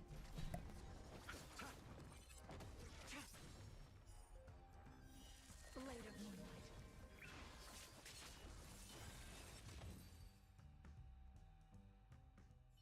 He passed out. His intense negative emotions attracted the nearby memory zone memes. I see. But why aren't the other people around here scared? Unlike in the Sweet Dream, people here don't see memory zone memes as dangerous monsters. And even if they pose a threat, people can easily escape by forcing a wake-up call. But we can't just leave this man here. Can we take him somewhere safe? We can ask Jessie for help. I've gotten to know many locals while waiting for you guys. Everyone here is living a self-sufficient life. I don't know how to describe it, but this place feels like the real dreamscape. Family will be done for! Done for!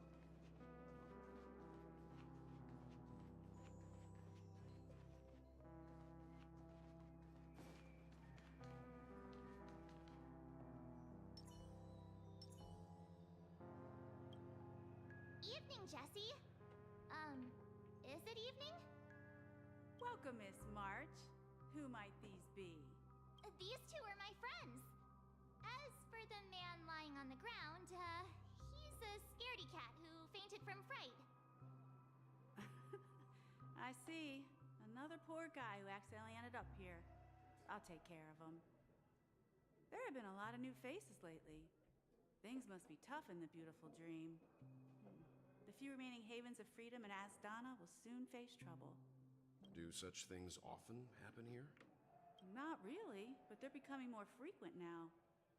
Guess it's one of the signs of the Sweet Dreams collapse. This man has had quite the shock. Could you help me find a Halovian lady, March? Her songs can heal mental wounds. A Halovian lady? That must be Robin. She's also here in Dreamflux Reef. Huh? Robin? But I thought she... Oh, right. If Firefly is here safe and sound, Robin must be okay too. Misha is about to take us to her to find out what happened. But before that, let's meet up with Himiko. You were with her earlier, right? We met some stowaways in the residential area. Most of them came from neighboring star systems. I heard that places like Dreamflux Reef are scattered throughout the memory zone of Asdana, like islands in the ocean. They existed before the family arrived. I also heard that when Dreamflux Reef took shape, it was the center of all dreamscapes in Penacony. If that's true, it's no wonder there are so many similarities between this place and the Sweet Dream. Himeko must be gathering information. Let's hurry up and get going.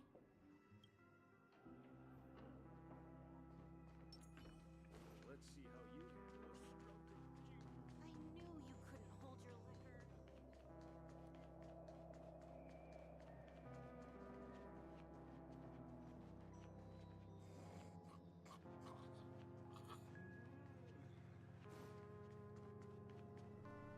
This is where we split up. She can't be too far away. So that's how it is. I never imagined we'd gather the remaining details here. To borrow Gallagher's catchphrase, what an unpredictable twist of fate. Himeko, here they are. Ah, perfect timing. Now that everyone's here, I'd like to introduce everyone to Micah, who's partly in charge of the Land of the Exiles. Micah, these are my companions. It's a pleasure to meet the Nameless. You know us? I've been keeping an eye on you since the day you arrived in Penacony. We would have met under more appropriate circumstances if Dreamflux Reef hadn't been isolated from the 12 dreamscapes. Please, allow me to formally introduce myself. I'm Micah, the Gravekeeper of Dreamflux Reef. Gravekeeper? Life in Dreamflux Reef is pretty liberating. Everyone here mostly keeps to themselves, without meddling in others' affairs. My daily task involves cleaning a few tombstones. You're too modest, Micah. When lost dream chasers stumble upon this place, you're the one who takes care of them, guiding them back to the Sweet Dream, or showing them how to survive the wild dream chaos. So, guardian of sorts. Were you talking to me, Mr. Yang?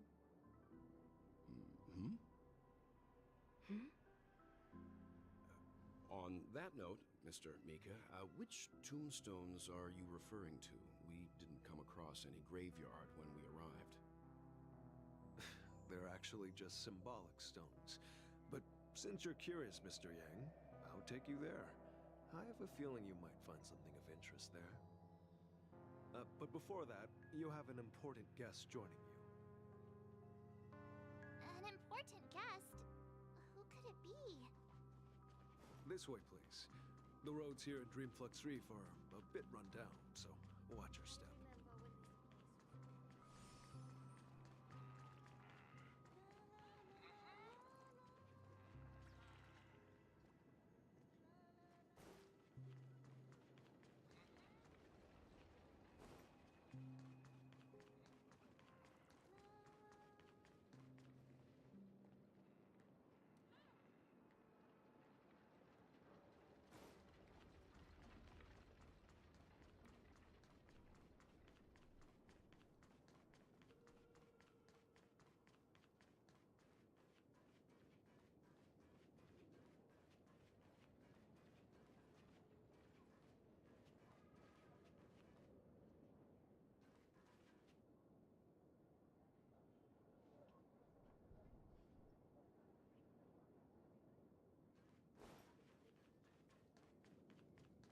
There she is. Everyone sang so wonderfully. It's not often that I tried this music style, but I've gained some valuable insights from it. Oh, I can't thank you enough, Robin. Well, these kids have made incredible progress in only a few days. It was nothing, Grace. I merely taught them how to sing. It was you who brought hope into their lives. Life must be quite difficult for them in reality, I imagine. That's right. Whenever it's time to say goodbye to these kids, they're reluctant to leave. But I've explored every corner of Dreamflux Reef, talked to everyone I met, and they all told me the same thing. This shattered dream is not worth clinging to. It seems you truly are a child of the Harmony. Emma and Andy are orphans I took under my wing. Carol there, with her blind eyes, used to work at a nutrition center in the outer ring of Penacony. And as for Gary, he's been living with autism since he was a child. They're not old enough to enter the sweet dream managed by the family. If we compare people to birds, these kids are like fledglings with impaired wings.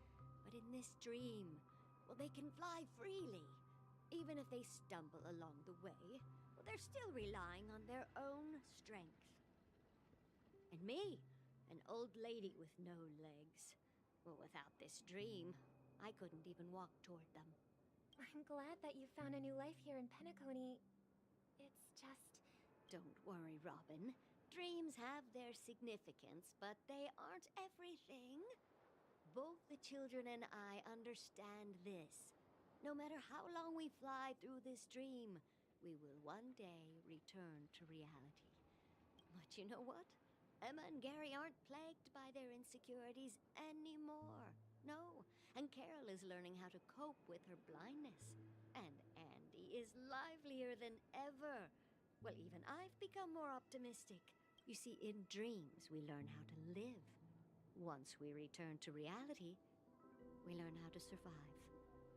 And should our feathers be damaged, then we share our wings with one another. There's no need to covet an illusory sky in dreams, because we have the right and the ability to fly towards a broader horizon. It's a relief to see you safe and sound, Miss Robin. It's nice to see you all again, Astral Express crew. I heard my disappearance caused quite the commotion out there. I'm really sorry about that. Since you're here, can we assume that you're fully aware of the situation in Penacony? Ever since I returned to Penacony, my voice started to change, until it gradually faded away. At first, I thought it was a temporary ailment, perhaps due to having been away too long. I thought maybe it just takes some time for my body to acclimate to the high concentration of Memoria and Asdana. But now it seems the root of the problem goes way beyond me. There are elements around me that don't align with the Harmony. Losing my voice is just one of the signs of the Sweet Dreams collapse. The Sweet Dreams collapse. That memo keeper mentioned the same thing. So it's real. While I was away from Penacony, the boundaries of the 12 dreamscapes kept expanding outward. But whenever I mentioned the anomalies in my dreams, all the family heads refused to talk about it. Only my brother was willing to respond. Later, I discovered the secret letters from the IPC ambassador, which further convinced me that there are hidden secrets beneath the surface of Penacony. So, following the clues in the Oak family's dossiers, I found my way here. The land of the exiles, concealed by the family under the guise of death. A dream within a dream, where Penacony's past is buried. Hearing you speak, it sounds as if your voice has made somewhat of a recovery. I hate to admit it, but the harmony in this place resonates more broadly than within the Sweet Dream. It's regrettable, but the family has experienced betrayal. The traitor, or traitors, abandoned their original principles and, using the name of Harmony, exploited people's weaknesses to turn Penacony into the planet of festivities, trapping everyone in the illusion of the Sweet Dream. This is not the strong defending the weak, but rather the strong exploiting the weak. A world world without equality won't ever be favored by the harmony. And naturally, those voices blessed by them have lost the ability to sing. Could there be another force influencing the family's shift in philosophy, Miss Robin? Considering what happened with Acheron, it's difficult to conceive of another entity within the realm of the harmony capable of influencing everyone. Unless a power surpassing that of an emanator is involved. I'd heard about what happened to the Xianzhou Alliance. But as far as I'm aware, the family hasn't faced any such external interventions. Who knows? Perhaps I've just been away too long and missed something. Regardless, I cannot accept my home is moving towards the very opposite of what the harmony represents, while still claiming to uphold it. I must uncover the reason why Mikhail cut ties with the family, and who exactly it was who betrayed us all. Do you remember our arrangement, Mr. Micah? Well, here's my answer. I've decided to forgo my role, and never step foot on the Charmony Festival stage again.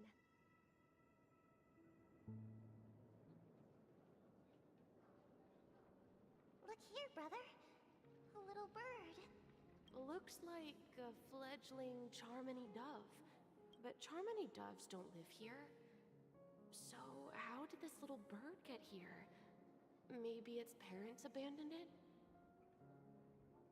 It looks weak and frail. Why don't we find something soft and make a nest for it? This place is too dangerous for a fledgling. Let's take it with us. We can put it on the wooden shelf in front of your window. Okay. A bird like that must have a beautiful singing voice. But where will it live? I'll ask the family head to build a cage for it. A cage? Then it won't have the freedom to fly, right? Let's see. What is it that has captured the attention of the two best interpreters of the Great One? To the point that they've forgotten how to enjoy their dessert? Oh, poor little thing. Doesn't look like it's doing well. Do you want to rescue it? I do. But I don't want to lock it up in a cage. Why? Even if it's small and not fully feathered and can't sing, it didn't come into this world just to be locked up in a cage. Birds, they should be flying free in the sky. That's quite the romantic idea. And what about you, a young scholar? Do you agree with your sister? I think she's right. But if we leave it out in the wild, it won't survive for more than a few days at best. Ah, I see. It seems our little scholar is still a bit unsure. Well, let me tell you youngsters a story. As you probably know, Charmony doves can fly through the air.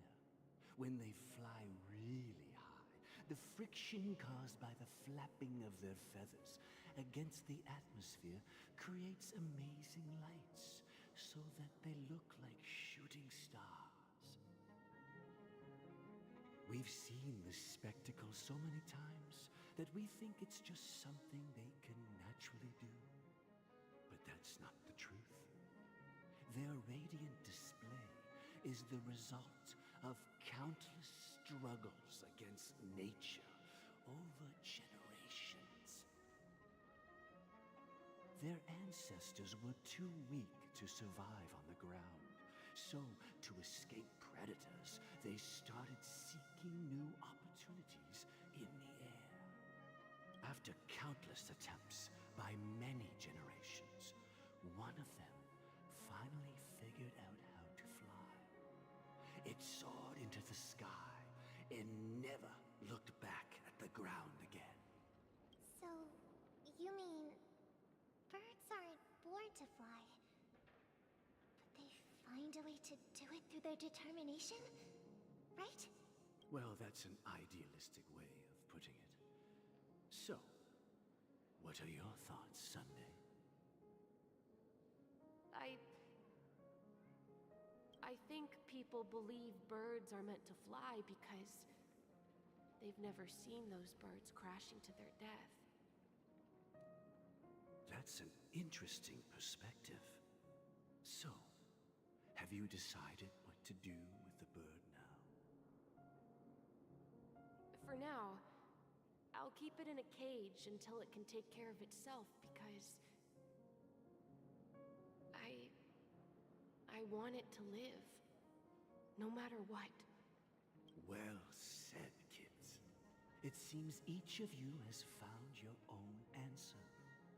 Your insights are truly remarkable.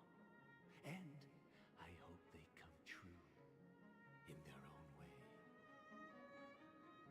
We will take good care of it. Won't we, brother? Yeah, but Mr. Gopherwood, there's one thing I don't quite understand. And what might that be, my son? What if this little Charmony dove never learns to fly in the end? I mean, if there are fledglings in this world that can never fly throughout their lives, should we let them go back to the sky, only to see them crash to the ground and die? Talking in your sleep, Birdie? Time to wake up. Huh? Need a hand? I'm still alive? Yeah. Happy about that? Where is Robin? Tell me. Now.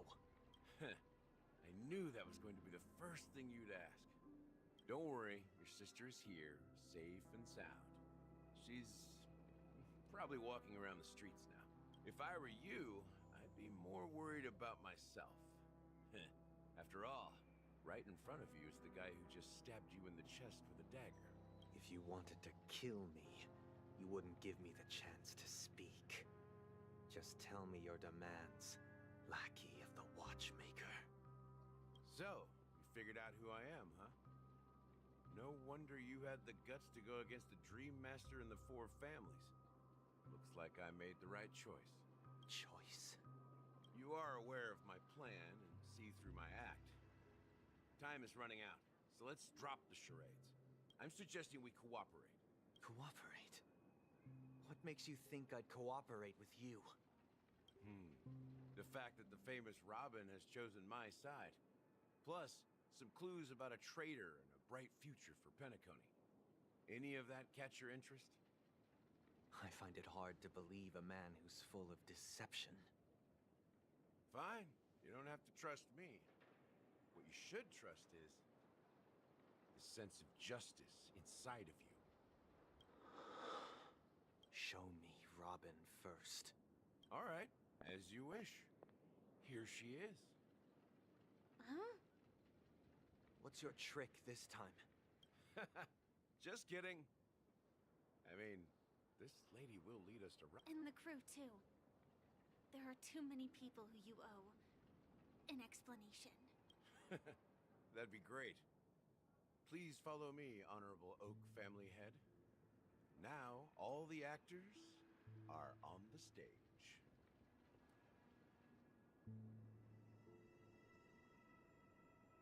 This is the monument I mentioned earlier.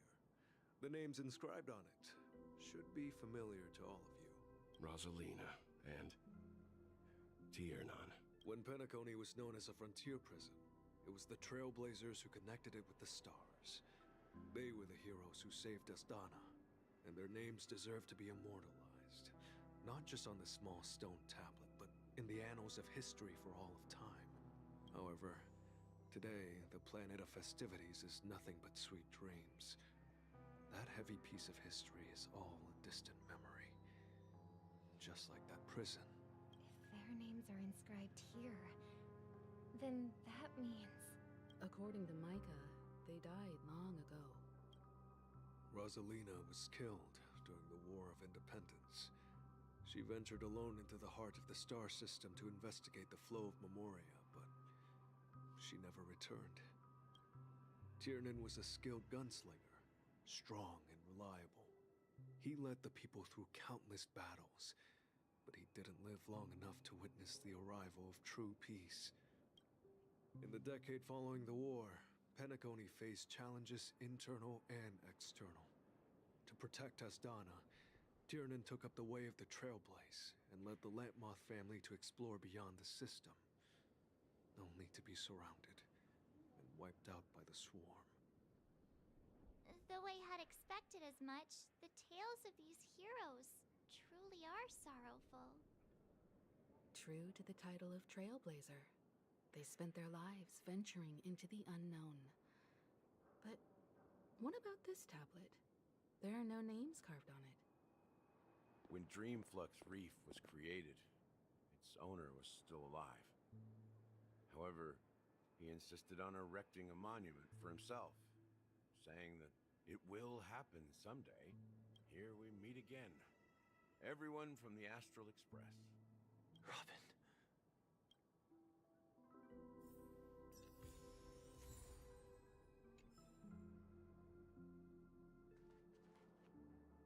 I brought Gallagher here. It's time to face the truth.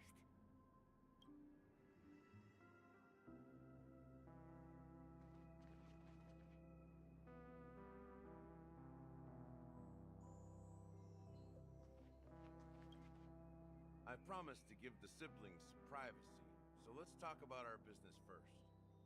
That sounds sensible enough. Since you went through the trouble of gathering the family head, the crew, and the Stellaron hunters, I'm guessing you have something important to say, Mr. Gallagher? Oh, is it that obvious? The look on your face is practically screaming, I'm the one behind all this. You're right, Mr. Yang. It is indeed time to come clean on everything. The siblings already know what they need to, and they've made their choice. But you, Nameless, arrived a bit late. So it's only fair that I answer your questions. Before we begin, let me reintroduce myself. I'm the founder of Dreamflux Reef, the deputy of the Watchmaker, and the one who sent out that invitation. As Gallagher, the history fictionologist, I humbly extend my greetings to you all. History fictionologist? So what, everything you told us was made up? Well, don't worry. Almost everything I shared was true. Well, except for the part about the family accepting me back. I double-checked with Micah, and everything he said about the family, the Watchmaker, and Mikhail is true. Thank you for your understanding. Now let's get down to business. I'm sure you're all wondering why I went through the trouble of setting up this battle for the legacy, inviting different factions, and stirring up a ruckus all over Penacony. Well, it all boils down to something very familiar to all of you. The Stellaron. The Stellaron?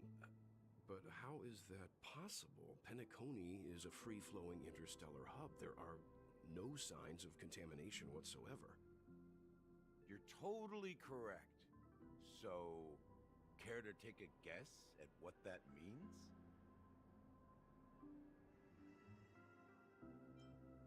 How keen. Well, what should I say? I expected nothing less from the person here who is the most familiar with Stellarons. The sweet dream doesn't come out of thin air. If you think of the memory zone as the sea, creating the land of the dreams is like filling that wild ocean with earth to make an island. To achieve this feat, without the help of an emanator of remembrance or enigmata, the only way is to use a Stellaron. And that's not something you can achieve with a simple wish. It requires vast quantities of knowledge, time, and manpower. I'm sure you get what I'm hinting at. In Asdana, the planet of festivities itself is a Stellaron disaster. The planet of festivities itself is a Stellaron disaster? It all started a long time ago, back when the Watchmaker and his crew liberated the frontier prison. They faced countless challenges as they began building Penacony from the ground up. That's when the idea of using the Stellaron came into play. The Stellaron first entered the Asdana system during the war. The Nameless warned everyone against the folly of attempting to tamper with such a power, and most heeded their words. But there are always people in the shadows with ulterior motives. The turning point came after Tiernan's death. With 2 of the Nameless gone, the Watchmaker had to go to the front lines. It was at that moment his rivals saw an opportunity. By the time a representative from the Montour system's family arrived at the Watchmaker's call, the Stellaron had already been activated and was seeping into the primordial synesthesia dreamscape. And I suppose the family happened to possess the knowledge to seal the Stellaron? Not just that. They knew far more about the Stellaron than the average person. They helped Mikhail swiftly quell the civil unrest and played a part in building Penacony under the disguise of the Harmony. Those 3 eras were known as the Age of Dreaming. The Watchmaker, who had been left in the dark, sent out invitations across the universe, spreading the hype around the land of the dreams. Then, how did they turn against each other? Remember the island in the ocean metaphor? The truth is, the Stellaron was never truly sealed. It existed in a different form within the dreamscape. Think about this. What would it cost to create and maintain such a lavish dreamland? It's people's lives. The opulent dream is built upon the decay of spirits, with a toxic elixir called pleasure flowing through the dreamscape. It tempts people to indulge in the dreamscape, and gradually their minds succumb, becoming nourishment for the sweet dream. Confusion, laziness, and cowardice, weaknesses that plague humanity, were magnified and nourished by the family. Penacony became a new kind of prison, even more impenetrable than the previous one. Sadly, we realized this far too late. By then, the family had a firm grip on Penacony, swiftly quelling any opposition that arose. At my wit's end, I had to use the power of the Enigmata, and sought refuge in this chaotic realm. Over the years, I created a meme within this dream for our use. Dormancy. That's its real name. We exploited a loophole. You see, regular people can't fall asleep again while they are inside the dreamscape. So this is the true meaning of the impossible.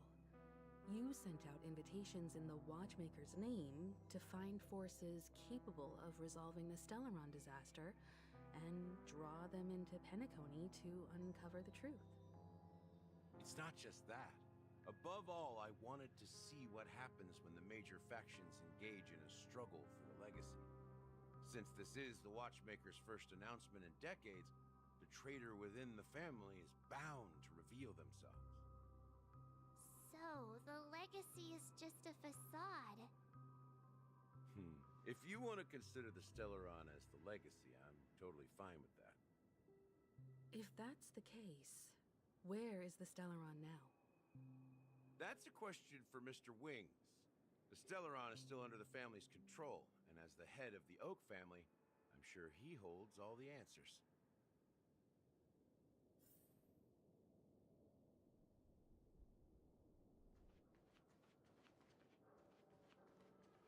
As I suspected, the core of this issue lies within the Stellaron.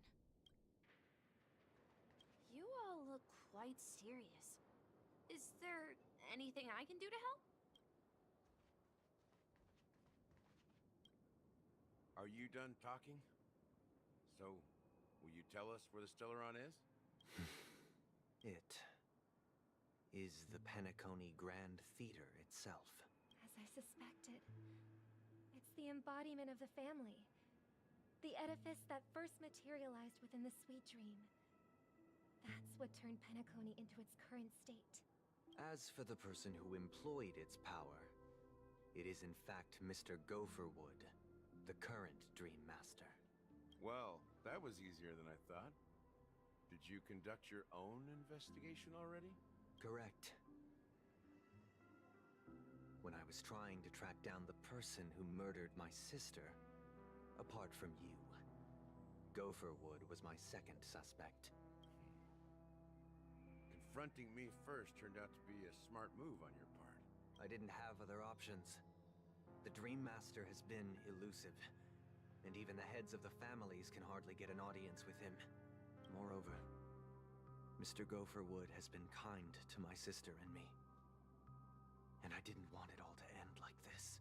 What do you mean by that? To be honest, my brother and I are also victims of the cancer of all worlds. We grew up as orphans, and were adopted by the family when they came to help. Mr. Gopherwood recognized our potential and brought us to Penacony. But I can't just stand by and watch Mr. Gopherwood become an enemy of the Harmony. I won't use my voice to support an evil cause. I won't step on that stage and sing, no matter who the traitor is, or what orders they give me. I won't let the Charmony Festival become an event that destroys Harmony itself, or the paradise in our dreams. Indeed. For the paradise in our dreams.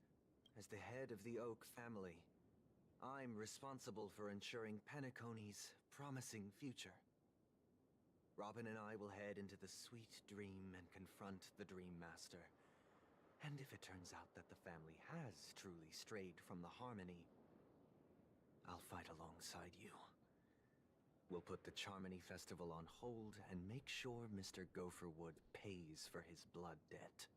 The enemies you are about to face aren't like this old dog here, who can barely even bark. Since our interests are aligned, why don't we team up? Maybe, just maybe, we'll have a shot at success. We have always been following in the footsteps of our nameless predecessors, and there's no reason to stop now. Yeah, we Nameless won't back down from a challenge. Isn't that right, Mr. Trailblazer? Exactly! It's time for the crew to save the world once more. Rest assured, sitting on the sidelines isn't in our nature. Mr. Sunday, Miss Robin, I'm willing to accompany you on behalf of the Astral Express. Having a third party present should help with negotiations, and could make all the difference if things get ugly. Thank you, Mr. Yang. Thank you all very much. The Charmony Festival is about to start, and time is against us. We must hasten. Everyone, let's gather over here. We still need to make some preparations. I may have been quick to step up to the plate, but confronting the Dream Master could be a very dangerous affair. Huh? Even you're saying that, Mr. Yang? How powerful is that Dream Master? He's the leader of the families of Penacony, and he has the entire power of the Harmony behind him. Not to mention the Stellaron in his possession. We must proceed with great caution. Maybe you can just stay behind this time, Mr. Yang? No, that won't do. Even if we count Robin as an ally, something felt off about Mr. Sunday just now. Although, I can't quite put my finger on it. I have to make sure he won't turn against us when things start to get dicey. You're still carrying the keepsake the IPC envoy gave you, right? May I borrow it for a moment? I knew it. As I suspected, this chip Aventurine gave to you is actually a miniature transmitter. If I'm right, he intends to use it to track your location or contact you when needed. As it so happens, this may actually be of some use in the current situation. Aventurine? Is he still alive? And what does he have to do with our mission to confront the Dream Master? Remember what I said earlier? Working with the IPC is a way to keep the family in check. If negotiations go south and the family show their true colors by going after the Stellaron, I'll use this transmitter to send a message to the IPC. It'll be just the opportunity the IPC ambassador was hoping for. The only question mark in all of this is Aventurine's current status. But the IPC is always listening, especially senior strategic investment department heads like him. Getting the message across shouldn't be a problem. Good luck to you, Welt. Well, you take care too. If anything goes wrong, don't worry about me. Just make sure to seal the Stellaron. Spoken like a true hero. Even if the Dream Master is innocent, the family's corruption runs deep.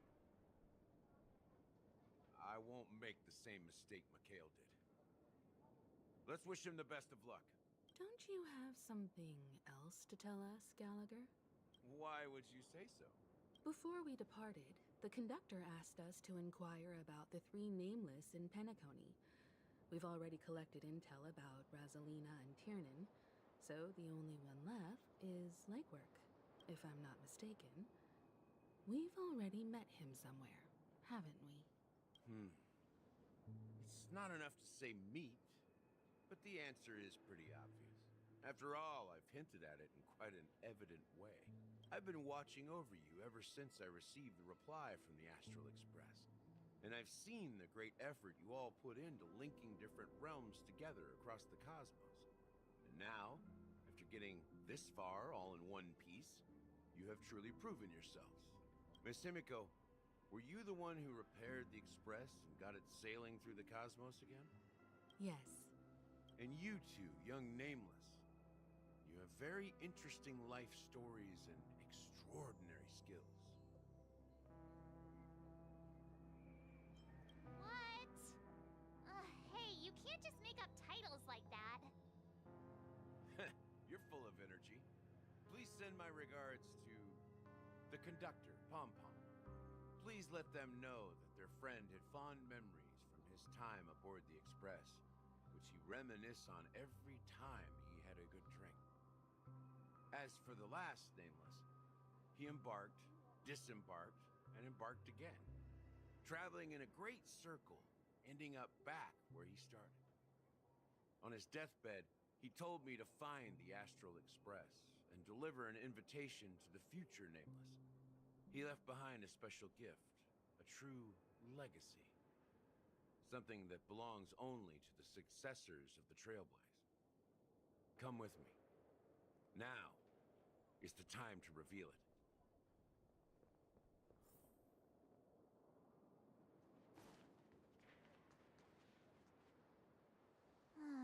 Back here again.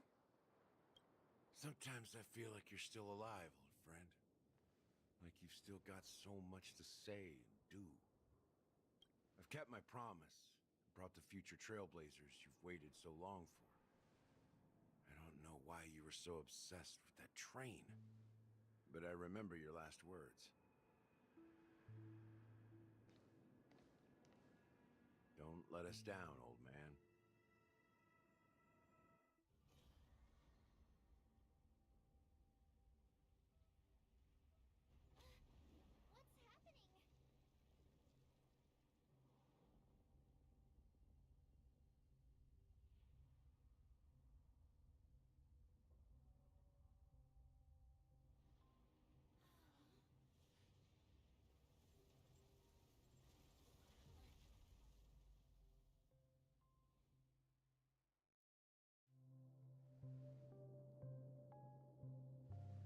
Go ahead.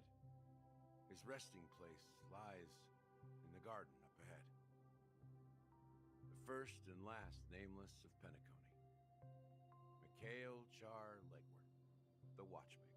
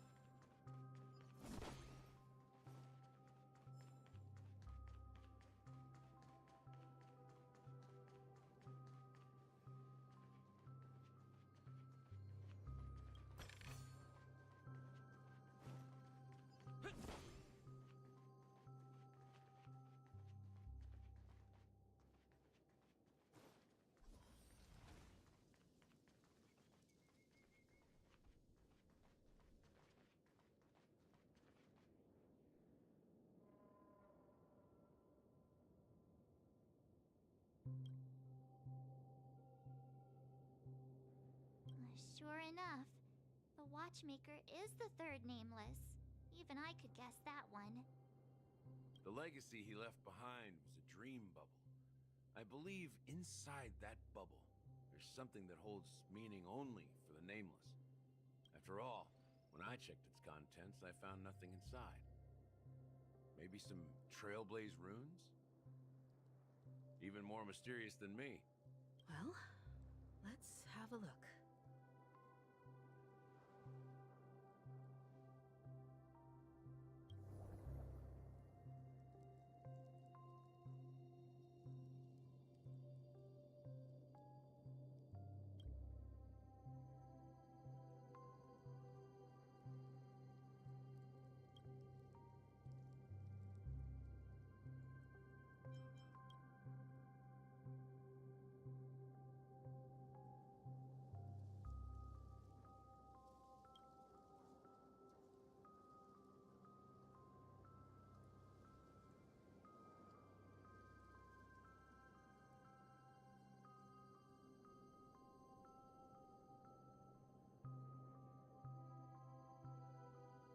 Wait, what's going on? Seriously? There's nothing inside this dream bubble? How could a dream bubble be empty? Just as I suspected. That old man always had this strange belief in the nameless and the trailblaze. And I never understood where he got that confidence from. Especially since he never managed to get in touch with the Express while he was alive. I could never figure out what was going on in that old man's head. But this empty dream bubble is so typical of him. He was always full of weird fantasies and incomprehensible romanticism. That mischievous old man. Well, I didn't expect him to leave anything concrete behind anyway. Don't think that's the case, Gallagher. I'm sure Mikhail has left us the most precious thing of all. Don't start getting all philosophical on me, all right?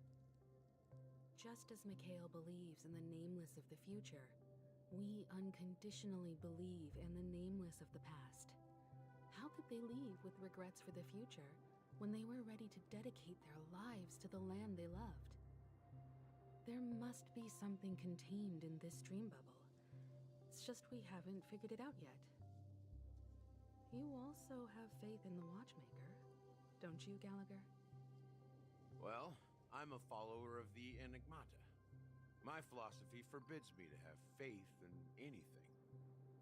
That's why I understand what faith means in the path of Trailblaze. And I also want to know what he left behind. I'll leave it to you guys then. Can I borrow your pet? I need to make a trip back to Golden Hour and check something at the Dreamscape sales store. It's for Mikhail, and for the future of Penacony.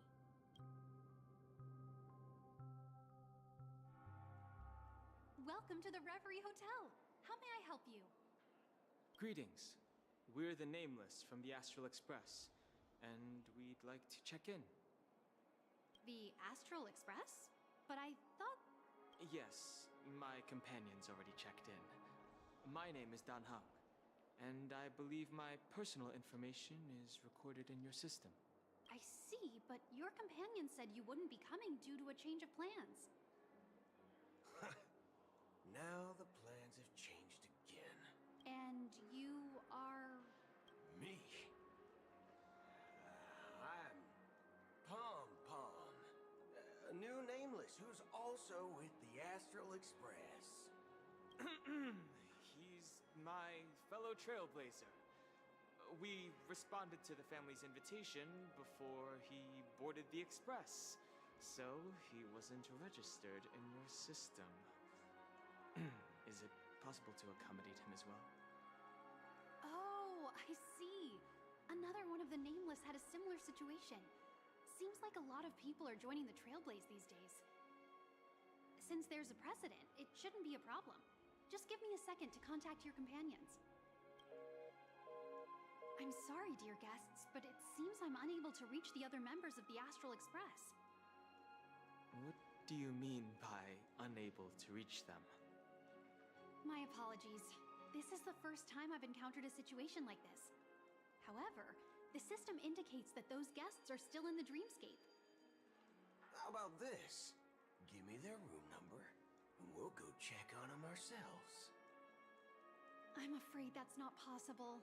I need to verify both of your identities before I can share any guest information. How about you just wake up someone?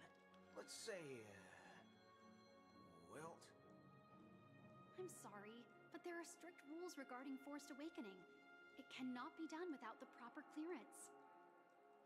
So nothing works, huh? What's your solution then?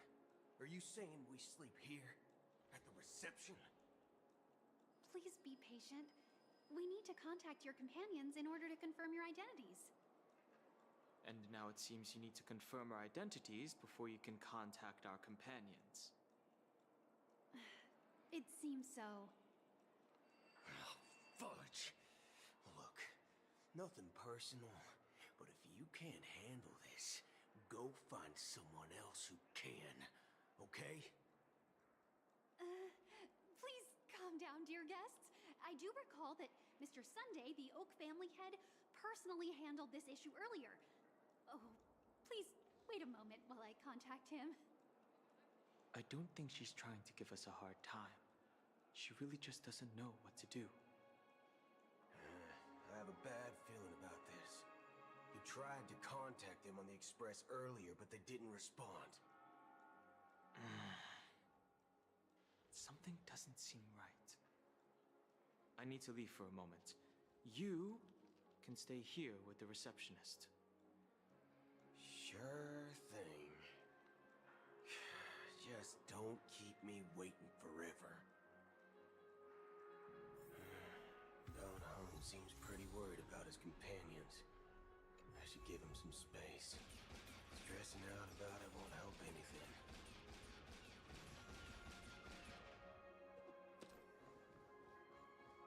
Have you decided what you want to be in your dream?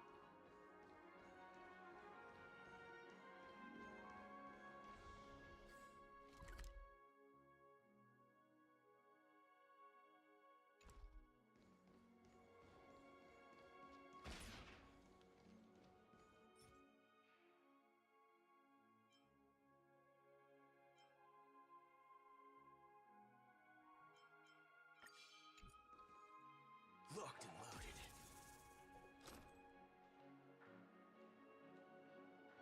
Bro. Locked and loaded. Bro, it's the Wild West, dude. Sheesh. The Charmony Festival is about to start. I'm so excited! Hey!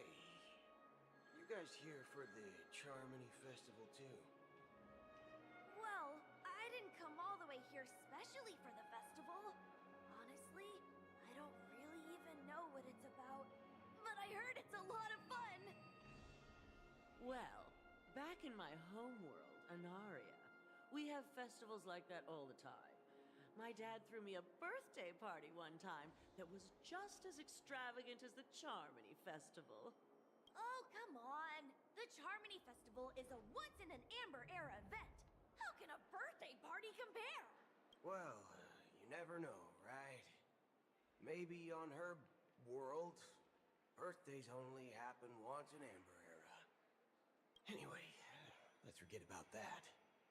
Have you heard about the, unsettling things happening in the dreamscape? Unsettling things? What could possibly go wrong? It better not ruin the Charmony Festival! I've been looking forward to it! Relax. With a big event like this, there's bound to be lots of gossip and rumors. Don't worry. If anything does happen, the family will be on top of it. Oh, that's a relief. I didn't come all this way to see the festival go down the drain. Well, looks like I won't get any fudging clues out of these two. They're clueless.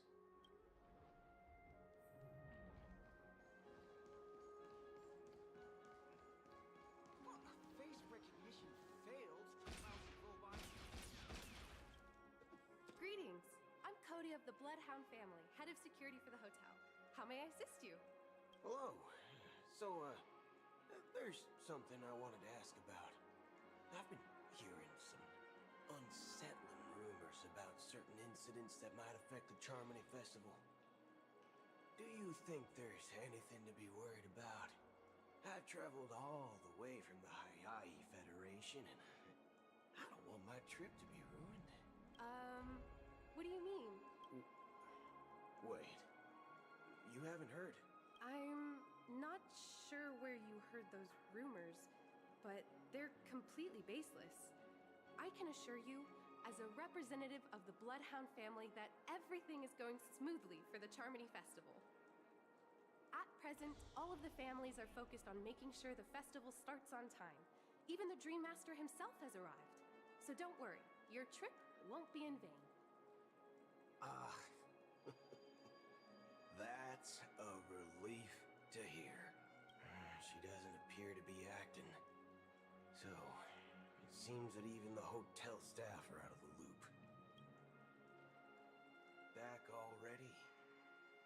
Hasn't she returned yet? Nope. I'm starting to wonder. Sending her to contact Sunday was a good idea.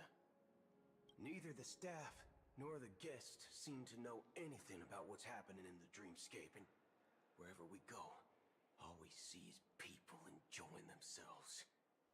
Definitely not a good sign. I agree. Another unusual thing is that the Oak family is supposed to be in charge of organizing the council and managing everything inside and outside the dreamscape. However, I walked around the hotel but didn't meet a single member of the Oak family on such an important day. Well, I'll be forked. If I remember correctly, the head of the Oak family is that Sunday guy, right? We shouldn't linger here too long. Let's go back to the Express for now. Not so fast. Have you ever robbed the IPC, bro? If you run away now, everyone will be chasing after you. Are you suggesting we sit here and do nothing? I wouldn't say do nothing. But let's stay put for now. Even if the family has ulterior motives, they couldn't have anticipated us showing up here. We're the surprise factor for them. They don't want to attract unwanted attention from certain outsiders, so they won't do anything reckless. See? The IPC lackeys are keeping a close eye on this hotel. If I were a family member, I'd find an official excuse and keep the surprise factors here. If we just wait here, that would be like walking into their trap. Of course, we don't need to walk into their trap. I gave a backup plan to the memo keeper. If it turns out we won't be allowed to enter the dreamscape, she'll order a drink for me in the VIP lounge at the hotel. In reality, a secret signal. That's right. Oh, a concrete object can indeed help the memo keeper establish a connection with you. But Boothill, if you have more backup plans in the future, I hope you'll let me know in advance. I'm sorry, but it's one of my quirks. I have too many unreliable friends. And if I reveal that I have backup plans, things can go awry. And that would leave all backup plans completely useless. How do we get into the VIP lounge? This is where my street smarts come into play. Actually book a stay on credit. You're the lobby manager, right? Yes, I am. How may I assist you? We're the Nameless from the Astral Express. We wanted to check in, but there's something wrong with your system. The lady at the front desk said she would contact the manager, but now she's nowhere to be found. Now, we've been waiting here forever, without any food or water. What the fork, man? Is this how the family treats its guests. Is this your idea of street smarts? Starting an altercation? It's called standing up for your rights. I apologize for the inconvenience. Please wait while we try to contact Mr. Sunday. I'll arrange 2 premium seats in the VIP lounge so you can rest there while you wait. See? Just like that. Just don't call yourself nameless next time. Wow, this bar's something else.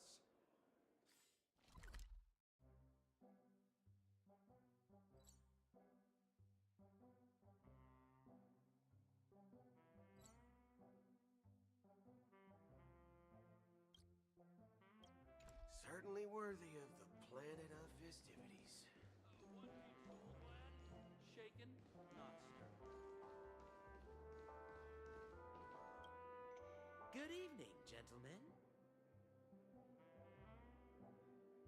Hey, I have an order for a bottle of Donna's White Oak. Can you help us find it?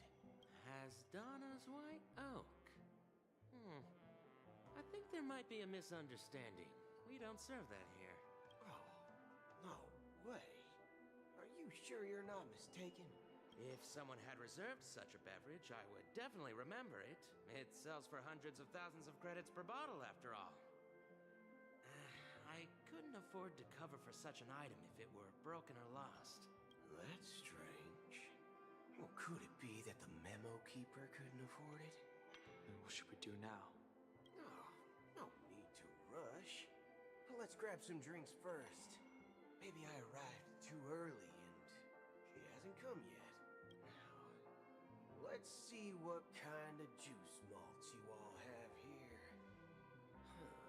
Well, give me a glass of Heenum Valley, 40 years. I'll have it neat. No ice.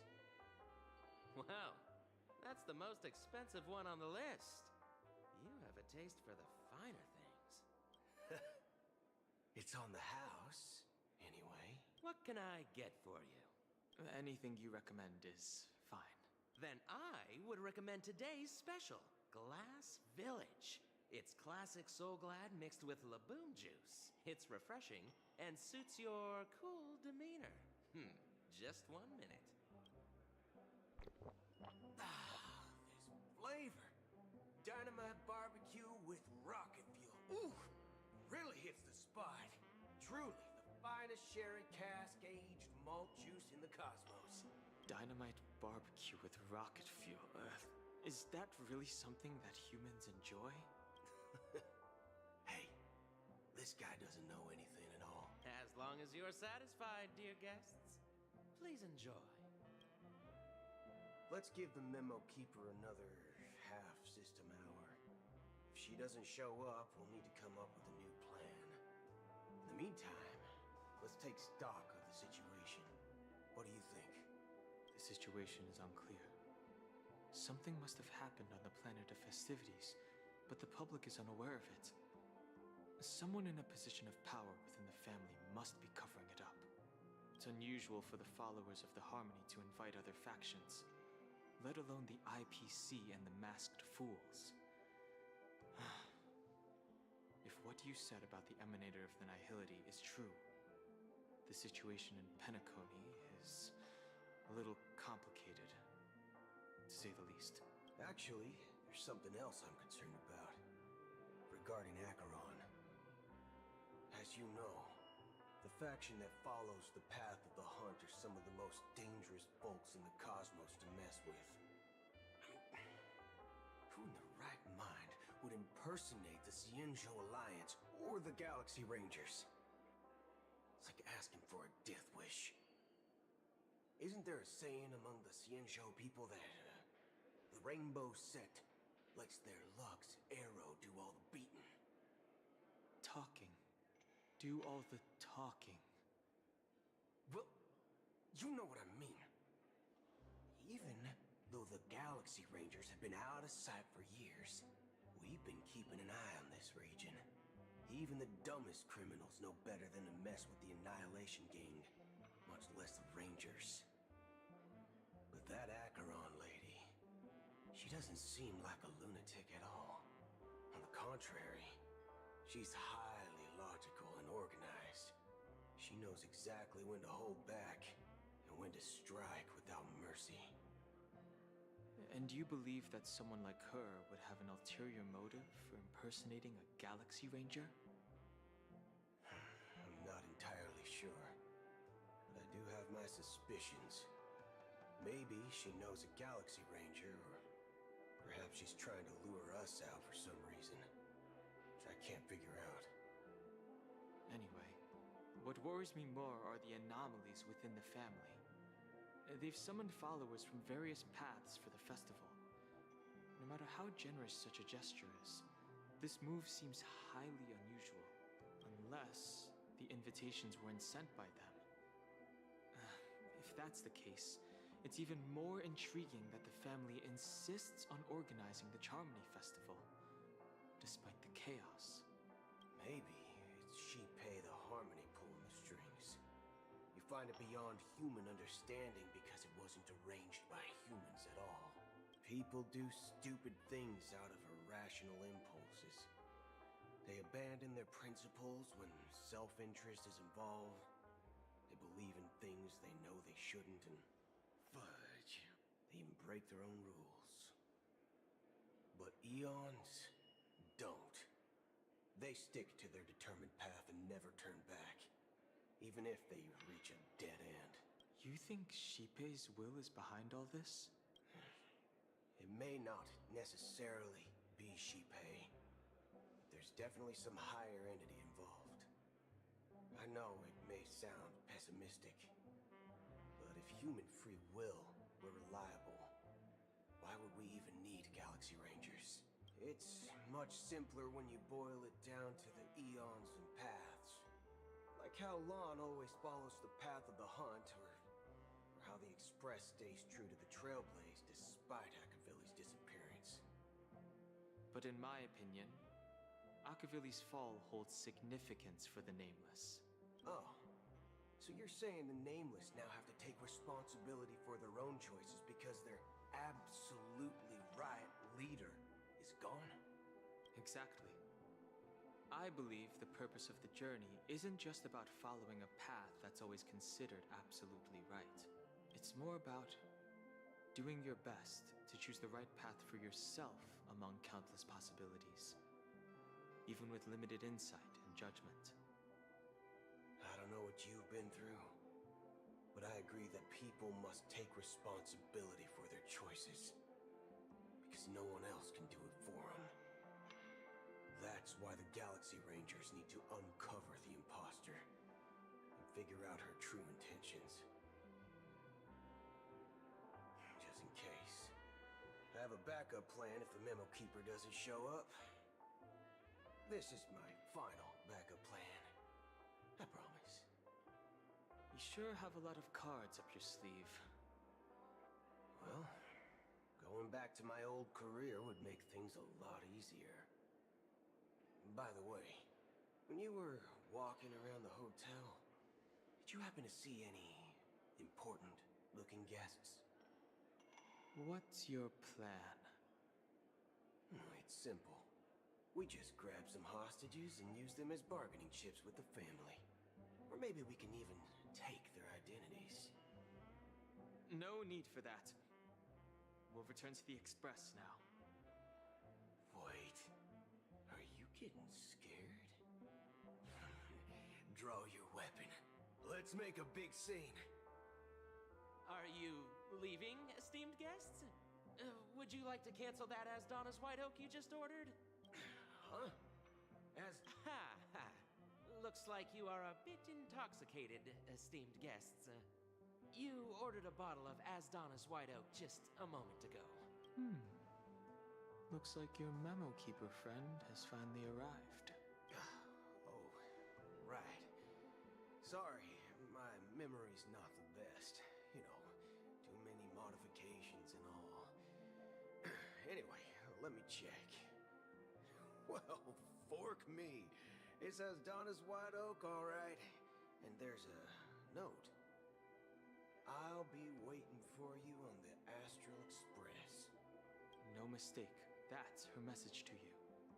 She knew the hotel wasn't safe, so she suggested we find another place. Well, looks like we took a detour, but now it's back to the Astral Express. So, what are we waiting for? Let's go.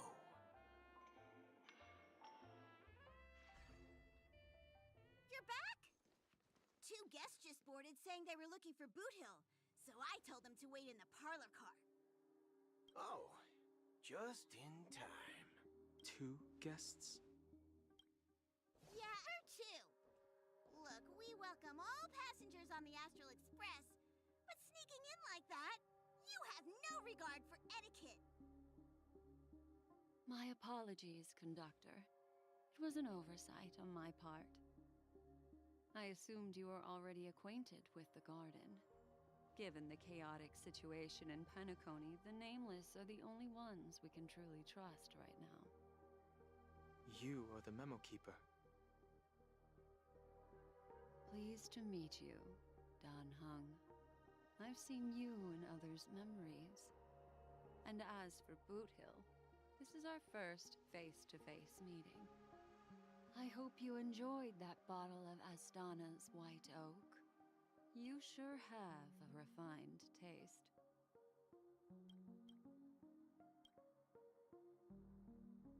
Finally, Memo Keeper. Well, let's cut to the chase. Spill everything you know. That's precisely what I intend to do. But before that, please allow me to introduce myself. My name is Black Swan, and I serve the Garden of Recollection as a memo keeper. As for Acheron's story, I'm sure she knows it better than I do. Greetings. I'm Acheron. What? You Garden of Recollection shirtbag!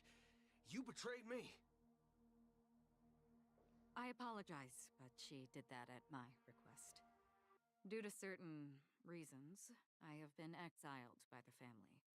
Thankfully, this memo keeper came to my aid and helped me escape their surveillance unnoticed. To be honest, it was more like stalking than helping. And the process was far from unnoticed. But we did escape. I asked her to guide me to a place beyond the family's reach and to contact a few trustworthy individuals, namely all of you. Trustworthy? Son of a nice lady. You think I'm dumb or something? How about this? I'll put a few bullet holes in your head and see what secrets spill out. Then, we can talk about trust. It doesn't have to be like that. I'm willing to answer all your questions, but not right now. If my cover hadn't been blown, we might have had more time, but at the moment, we don't have any other options. No other options? What do you mean? This is the only way I can ensure everyone's safety. I kindly request an immediate warp jump out of the Astana star system.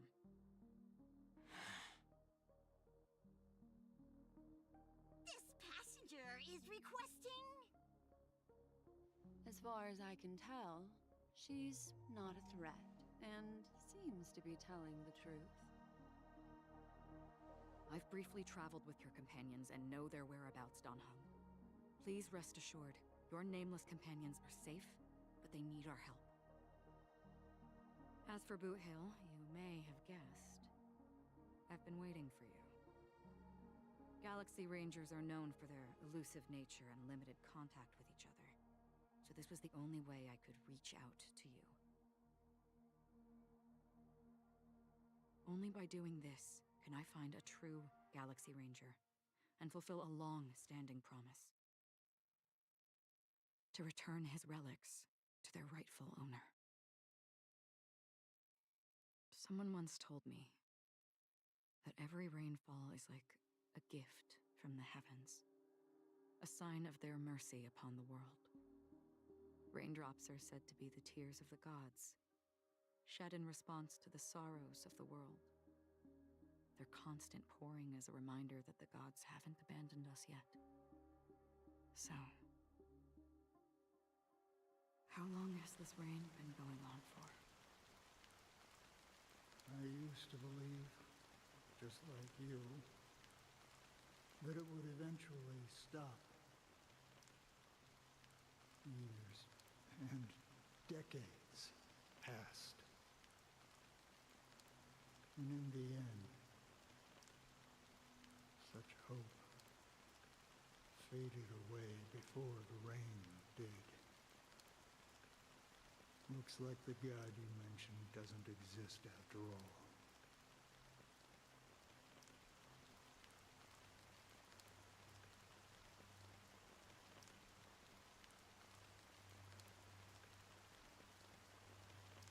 Well, let me share a story with you. Mortals who walk the paths are like sailors on a vast ocean, leaving behind a trail that creates countless ripples of possibilities. These ripples last longer than the fleeting lifetimes of humans. And for some, their presence leaves such a strong mark that it's reflected in the waves. Like those shadows on the ocean. Sin-thirsters, the obsessions of the Pathstriders. They emerge from the depths of IX, seeing themselves as masters of their own destiny, unknowingly repeated the actions of their past lives. They emerge from the nihility and head toward it, leading purposeless lives. However, these hollow phantoms, they were once my dear companions. A group of Galaxy Rangers. Are you watching over them? Watching over them? No. I'm guiding them toward transcendence. It was a brutal war. A crusade that shook the universe. The universe witnessed the fall of Zulo, the Lord Ravager, but it came at a price. A price so hefty that only those who were there still remember. The unwavering determination of the Hunt followers persists even in death. So someone must guide these lost souls to their life beyond. They were heroes in their time, and they shouldn't be reduced to mere puppets of nihility. As for me, I've suffered too many losses on that battlefield to advance any further. And that makes me the most fitting person to carry out this task. But you know, these sin-thirsters, they're not who they used to be. Does this seem pointless to you? Well, some tasks have to be done, even if they are pointless.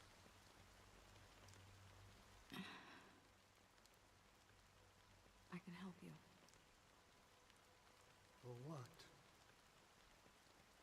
For the meaning of the nihility. That's what I've been seeking. I see. After all, this realm is off limits to ordinary souls, right? Thank you, stranger. I wish that you find what you seek.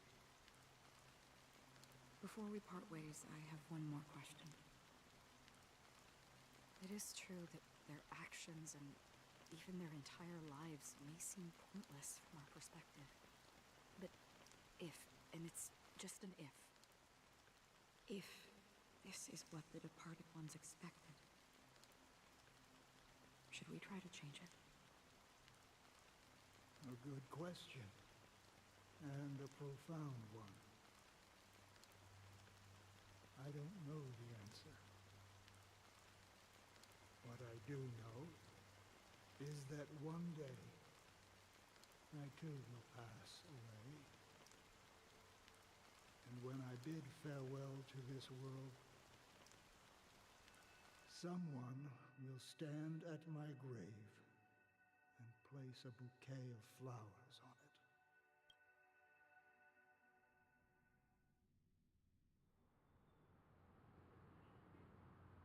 When I appeared as a child, my speech, mindset, and soul reflected immaturity and innocence. As I grew into adulthood, I left behind my childlike side. I humbly request your blessings, esteemed advocate of Shipe. Come to me, my kinship. I have sought their presence with us. As you wish. I have faithfully served the Alfalfa family for nearly a decade, promoting the path of the harmony to the best of my ability. However, I made a mistake yesterday. While I was preparing dinner for the family head, I accidentally dropped a prepared dish on the floor. Out of laziness, I lied and claimed that everything was ready. Although the head has dismissed me as punishment, it has been tough to sleep with the guilt still gnawing at me, as I worry that the seeds of evilness may have taken root in my soul. So, I confess to you now to seek atonement for my sins. Do you sincerely repent and vow to change your ways? Yes. Have you examined your soul and confessed all your sins? Oh, yes. Are you willing to accept the process of atonement? Yes. Very well. Show your dedication and goodwill to the family, and you shall be reinstated among them. Now, please, leave in peace. Oh, praise Shipe. And thank you, esteemed advocate. Next, please step forward. I wholeheartedly confess to you. Please, pardon my sins. Rest assured, I have implored their presence to be with us. As long as you are sincere, absolution will be granted. Oh, great. You know, I arrived in Penacony as a... I see. Please, go on. My children were starving, and I hoped they'd have a chance at survival if they became slaves here.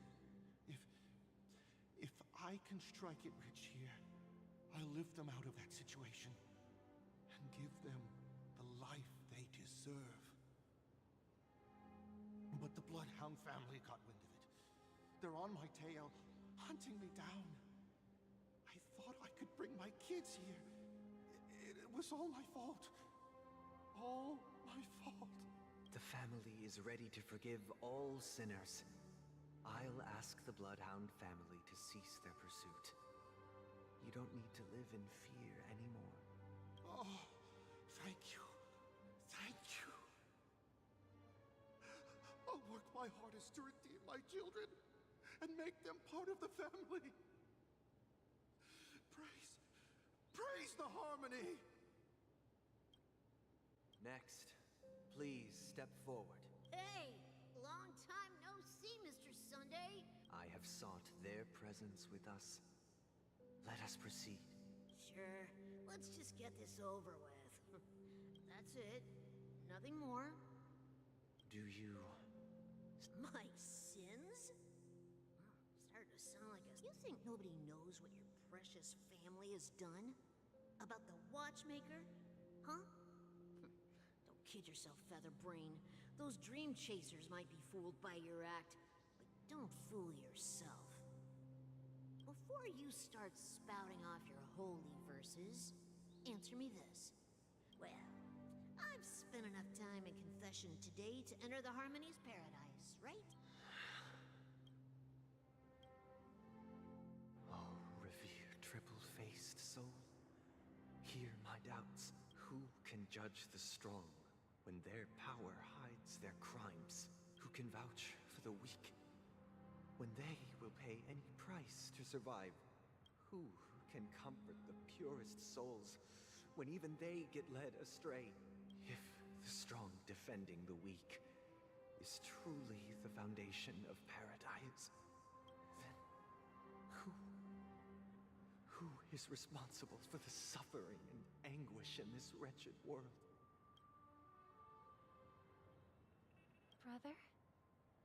Brother? Brother, are you all right? I'm fine. I've been working long hours, and I just made a trip to Dreamflux Reef and back. So, I'm a bit out of sorts. But it'll all be over before we know it. You've been working non-stop on the Charmony Festival, Mr. Sunday, and no one could have predicted this incident. Even if the Stellaron does pose a grave threat, I still feel sorry for all the trouble we've caused you. No need to worry about troubling anyone. The Charmony Festival was meant to spread joy and harmony across the cosmos. But now that we know the truth, I'm afraid we'll have to cancel it. It has always been our wish to make everyone happy, so... We'll do our best to explain everything to the Dream Master. I'm sure he'll understand, even if the negotiation does not go smoothly. I'll refuse to go on stage. Without the Chord Master, the Harmonious Choir would not arrive, and the Charmony Festival would be just a grand performance, and nothing more. I'm relieved to see your determination.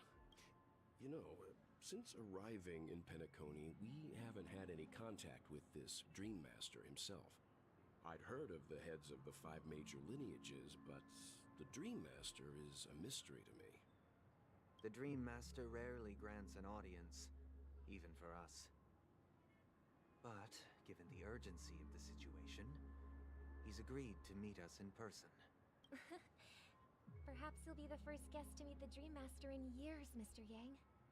Let's hope we can reach a consensus that satisfies everyone. Indeed. Let us hope so. It's about time. We'll have to get ready for the meeting. I apologize for any inconvenience caused by the urgency. Don't worry. I'll be waiting here. It's Mr. Sunday! Hey! Mister, if I just reached out my... But it's no big deal. They told me not to sell everything I... Selling everything you had? Why? Can't you see? Life back home. It's better to be here at Penacony. Is this truly living? Huh? Oh, it's nothing, sir. Oh, yeah, that's a great... See you around, Mr. Sunday. What's up, sister? This is the land of the dreams. But why do they live like this? The man we ran into... He doesn't seem happy at all. Even though sweet dreams are nice, they're just illusions. I suppose you have a point. But, in my opinion, that's how most people live their lives. Why do you say that? You think that man is not actually living. But that's not quite. People believe they have a predetermined value to fulfill. Gaining value means gaining power, and those deemed worthless are seen as the weak. However, value doesn't come out of thin air, and there's a limit to it. To accumulate value, people have to take from others. So, the weak get exploited and oppressed. Are you suggesting that this is not how things should be? Exactly. But, ironically, people don't think there's anything wrong with it, because they uphold the illusory notion of self-value, and even the weak believe in it. The survival of the fittest. That's where all the tragedies in the world come from. No tragedies exist here, only happiness, although in its nascent form. Isn't that the same paradise we yearn for in our dreams? Perhaps that man is just an exception. Let's not jump to conclusions. Yes, seeing.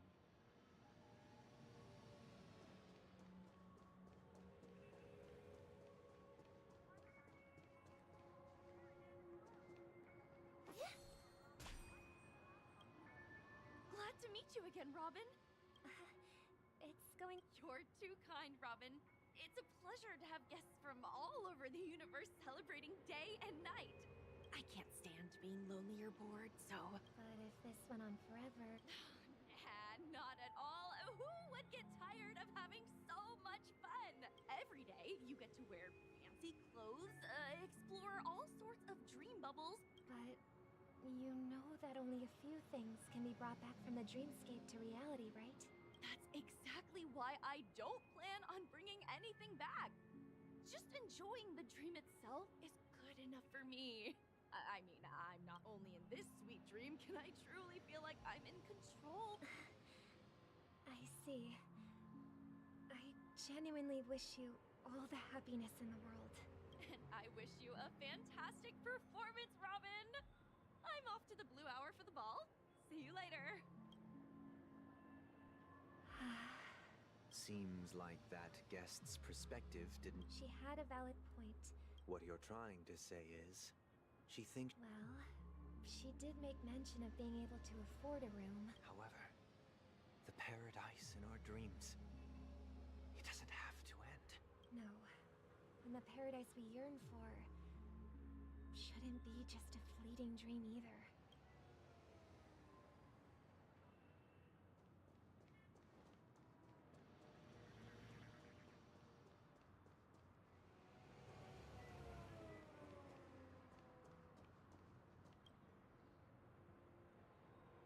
The scenery in this dreamscape is truly breathtaking, isn't it? Oh, Robin. Can't believe I'm meeting you in person here. What an honor. You're right. Even though time stands still in this dreamscape, it always feels fresh. I find something new every time. A philosophical mind. I hope I'm not intruding. Oh, not at all, no. It's my pleasure. No need to be formal. Just... Yeah. I was part of a war, and then all my comrades died, and my hometown was wiped out by neutron bombardments. I couldn't bear to live with everything I knew gone. And they have, and I'm truly grateful for that. My physical body is now in the dream pool, sustained by life support. The me you see here is my true appearance. So... Just being able to live at all is good enough for me. My world has been torn apart, and my life could end... well... That old man's story... It's... That's precisely why this... However... Even the sweet... There will be a way out. Penacony is already on the right track.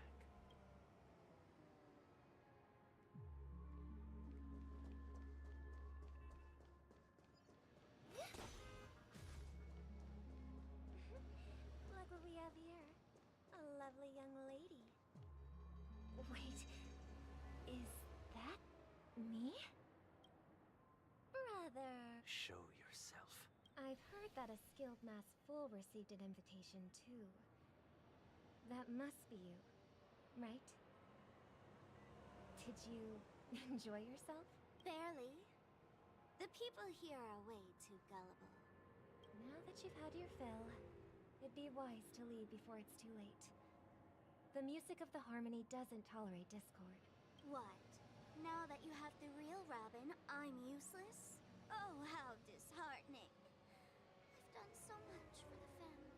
You should be thanking me, because if it— That was a personal request from the head of the Iris family, and it has nothing to do with us. Step aside and stop causing trouble for the Charmony Festival. The Charmony Festival? I don't care what you're thinking, Chicken Wing Boy. But I'm pretty sure our lovely Robin won't be appearing on stage. After all, Penacony, the land of the dreams. Stop it. What's the rush, Chicken Wing Boy? Did I get to you? Our paradise is none of your concern, Masked Fool. Leave now, or the family won't tolerate you anymore. All right. I'll go. But Robin, I suggest you seriously consider this. Do you really believe those living in dreams can escape pain and find true happiness? Well, I've done my part. And now I'm simply waiting for the fireworks to begin. Here, the last 2 gifts for both of you. And it'll be thrilling. Bang! I heard a raven cawing in the distance. It seems the Dream Master will arrive soon.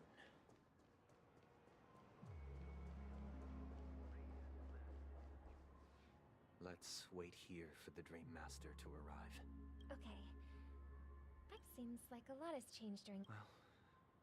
But that someone doesn't have to be you. Or the paradise in our dreams. It shouldn't be like this. Penacony is nothing more than a dream. It can't erase the worries and pain of reality, or bring true happiness. It only offers an escape from reality. Nothing more. Remember the old man we met earlier? That might be true, but even without Penacony, he could have chosen another path. That path may have been more ordinary and challenging. But now, he is receiving— Is Penacony granting these people a future? Or is it taking it away from them? Well, don't forget this. Not everyone really has a future. The future for humanity is like the sky for birds. People mistakenly believe that flight is inherent to birds because they've never witnessed those birds crashing to their death. Do you remember how we took in that little— Yeah. We took care of it. Well, I didn't mention what happened to it in my shortly after you left. I had surmised as much. I knew you wouldn't have avoided mentioning the bird for no reason. Despite that unfortunate outcome, I still believe it was the right decision. Birds aren't meant to spend their lives in cages. They belong in the sky, even if they can't fly. But here's the thing. If there are birds in this world that can never fly, can we really assert that they belong in the sky?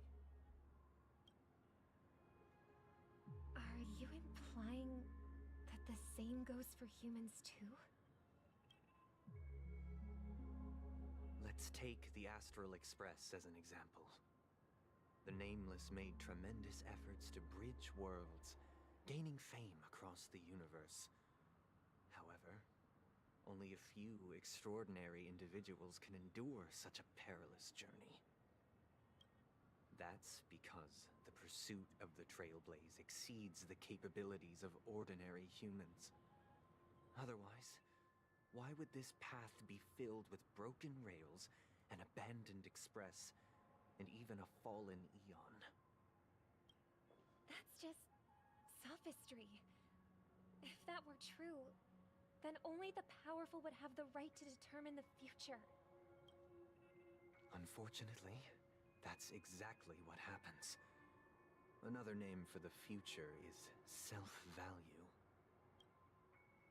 While this world has its fair share of heroes who inspire people and garner admiration for their heroic deeds, the majority of ordinary people will never become heroes in their lifetime. Some are born weak and vulnerable. Some find themselves trapped in unfortunate circumstances. Some fall victim to malice and cowardice. When it comes to survival, everyone is equal. And the weak can only watch as their value gets constantly diminished by external forces. That's why we should care for the weak and support them as if their suffering were our own. That's what the Odes of Harmony have always taught us. While the Harmony holds noble aspirations, the strong will always be strong, and the weak will always be weak. Even in this carefree dream. Human nature contains greatness, but it also harbors inherent weaknesses that can't be eradicated. In the end, if people can't even secure their own survival, they won't care about the illusory future of equality. As long as the law of survival of the fittest prevails, there will always be fledglings crashing to their death. But if people don't live for the future, do they merely exist for survival? If even you, my brother, don't believe that the Harmony will save the weak, then which eon can make our dreams come true?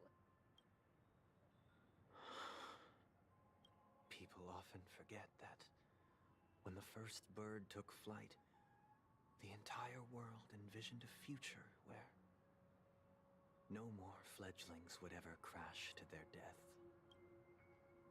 Are you reading, sister?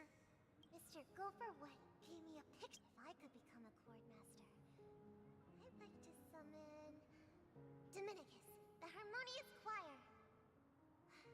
I want to sing with everyone and spread our wishes so that all can feel happiness and joy. I see. Don't you have a wish of your own, brother? Of course I do. It's just that it includes your wish. Then, let's build a stage there and invite everyone to our performance so that both our wishes come true through the power of the harmonious choir. It's a deal then. Yeah, it's a deal. Maybe you will have to become a star first.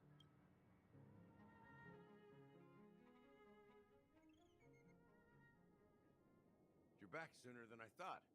Any results? Yes. And now, it's up to us to forge ahead. Since he's already carried out his last wish, my final mission is complete. But pardon me if I sound curt. It's good to have determination. The path Mikhail left for you is not an easy one to tread. Why else would he have chosen to sleep in solitude? Staking everything on some nameless in the future. But you have the numbers. And in numbers comes strength. So that might just delay your inevitable a little more. Got any more encouraging words? As I see it, relying on Welt's negotiations alone is far from enough. Regardless of whether the other party will be compliant, negotiating simply allows us to meet them as equals and won't grant us an upper hand. Penacony is our rival's home turf, and we already have very few chips left to play with. Rather than idly sit around while the family's got us blocked off, an offensive approach might be a wiser course of action. We're more familiar with the Stellaron's properties than most, and since it's the key to stabilizing the Sweet Dream, it's vital to the family's interests. By attacking their core interests, they're bound to retaliate hastily. And as the saying goes, haste makes waste. That's right. As long as we pose a threat to the Stellaron, either with words or otherwise, we have a chance at gaining the upper hand. But the problem is, on the eve of the Charmony Festival opening, how exactly are we going to get close to the theater? Family security will be airtight, and if we brute force it, even if we succeed, afraid it's too risky. So, no one's gonna say anything? Then I'll raise my hand. I know the answer to this question.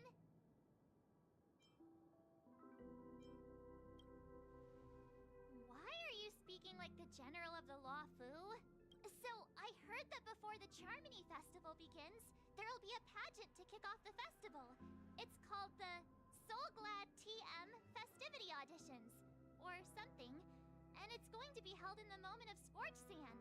As long as we clinch the top spot, we'll be able to attain the title of Festive Superstar, and be able to personally bask in the graces of Miss Robin.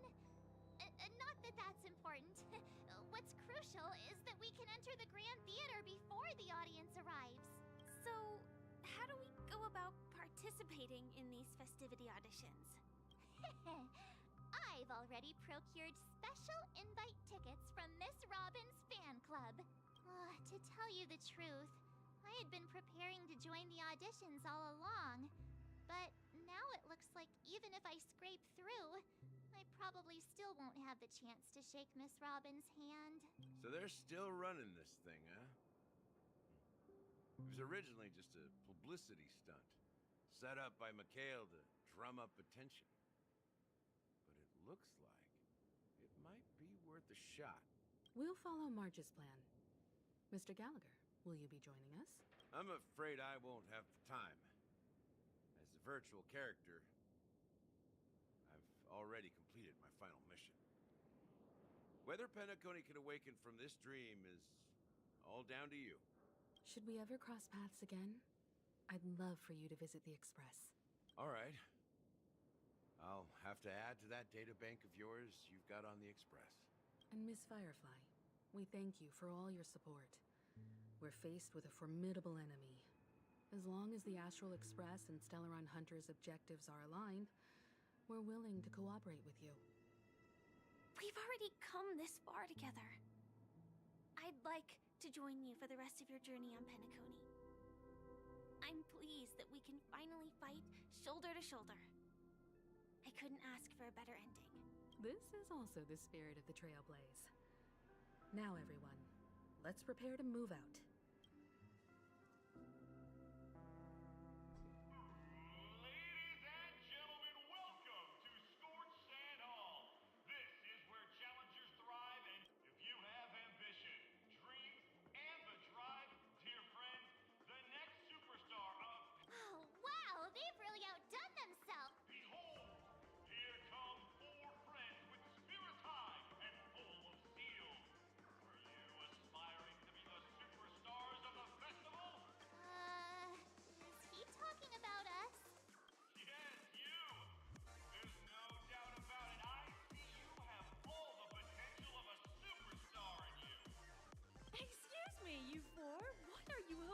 Get out of all this? As the last group of contestants, how confident are you in overcoming all of the challenges? Would you be open to a brief exclusive interview with us? It'll be quick. Your journey is long and fraught with peril, yet under a sky blanketed by banners, you vie for the crown. The sword and rose!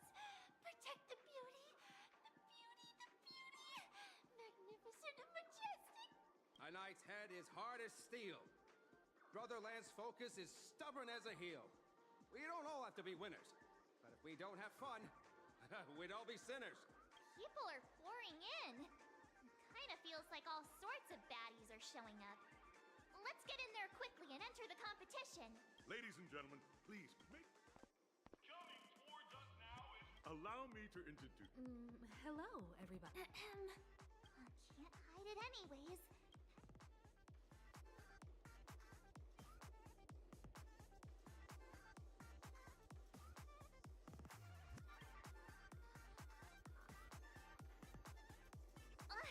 Don't expose my net handle to everyone.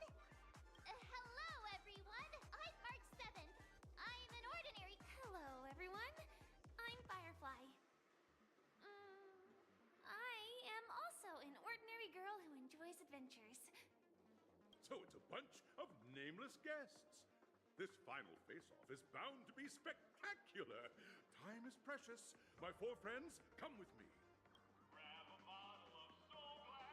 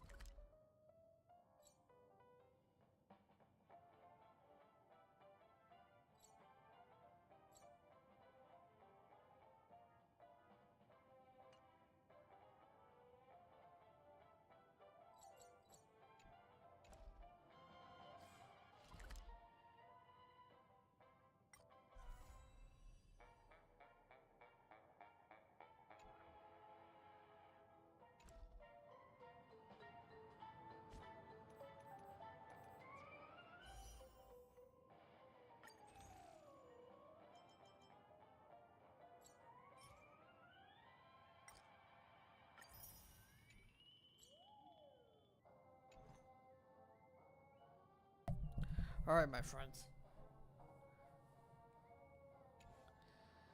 It's time to go to bed.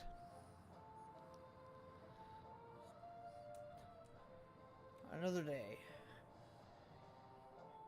And I'll see you then.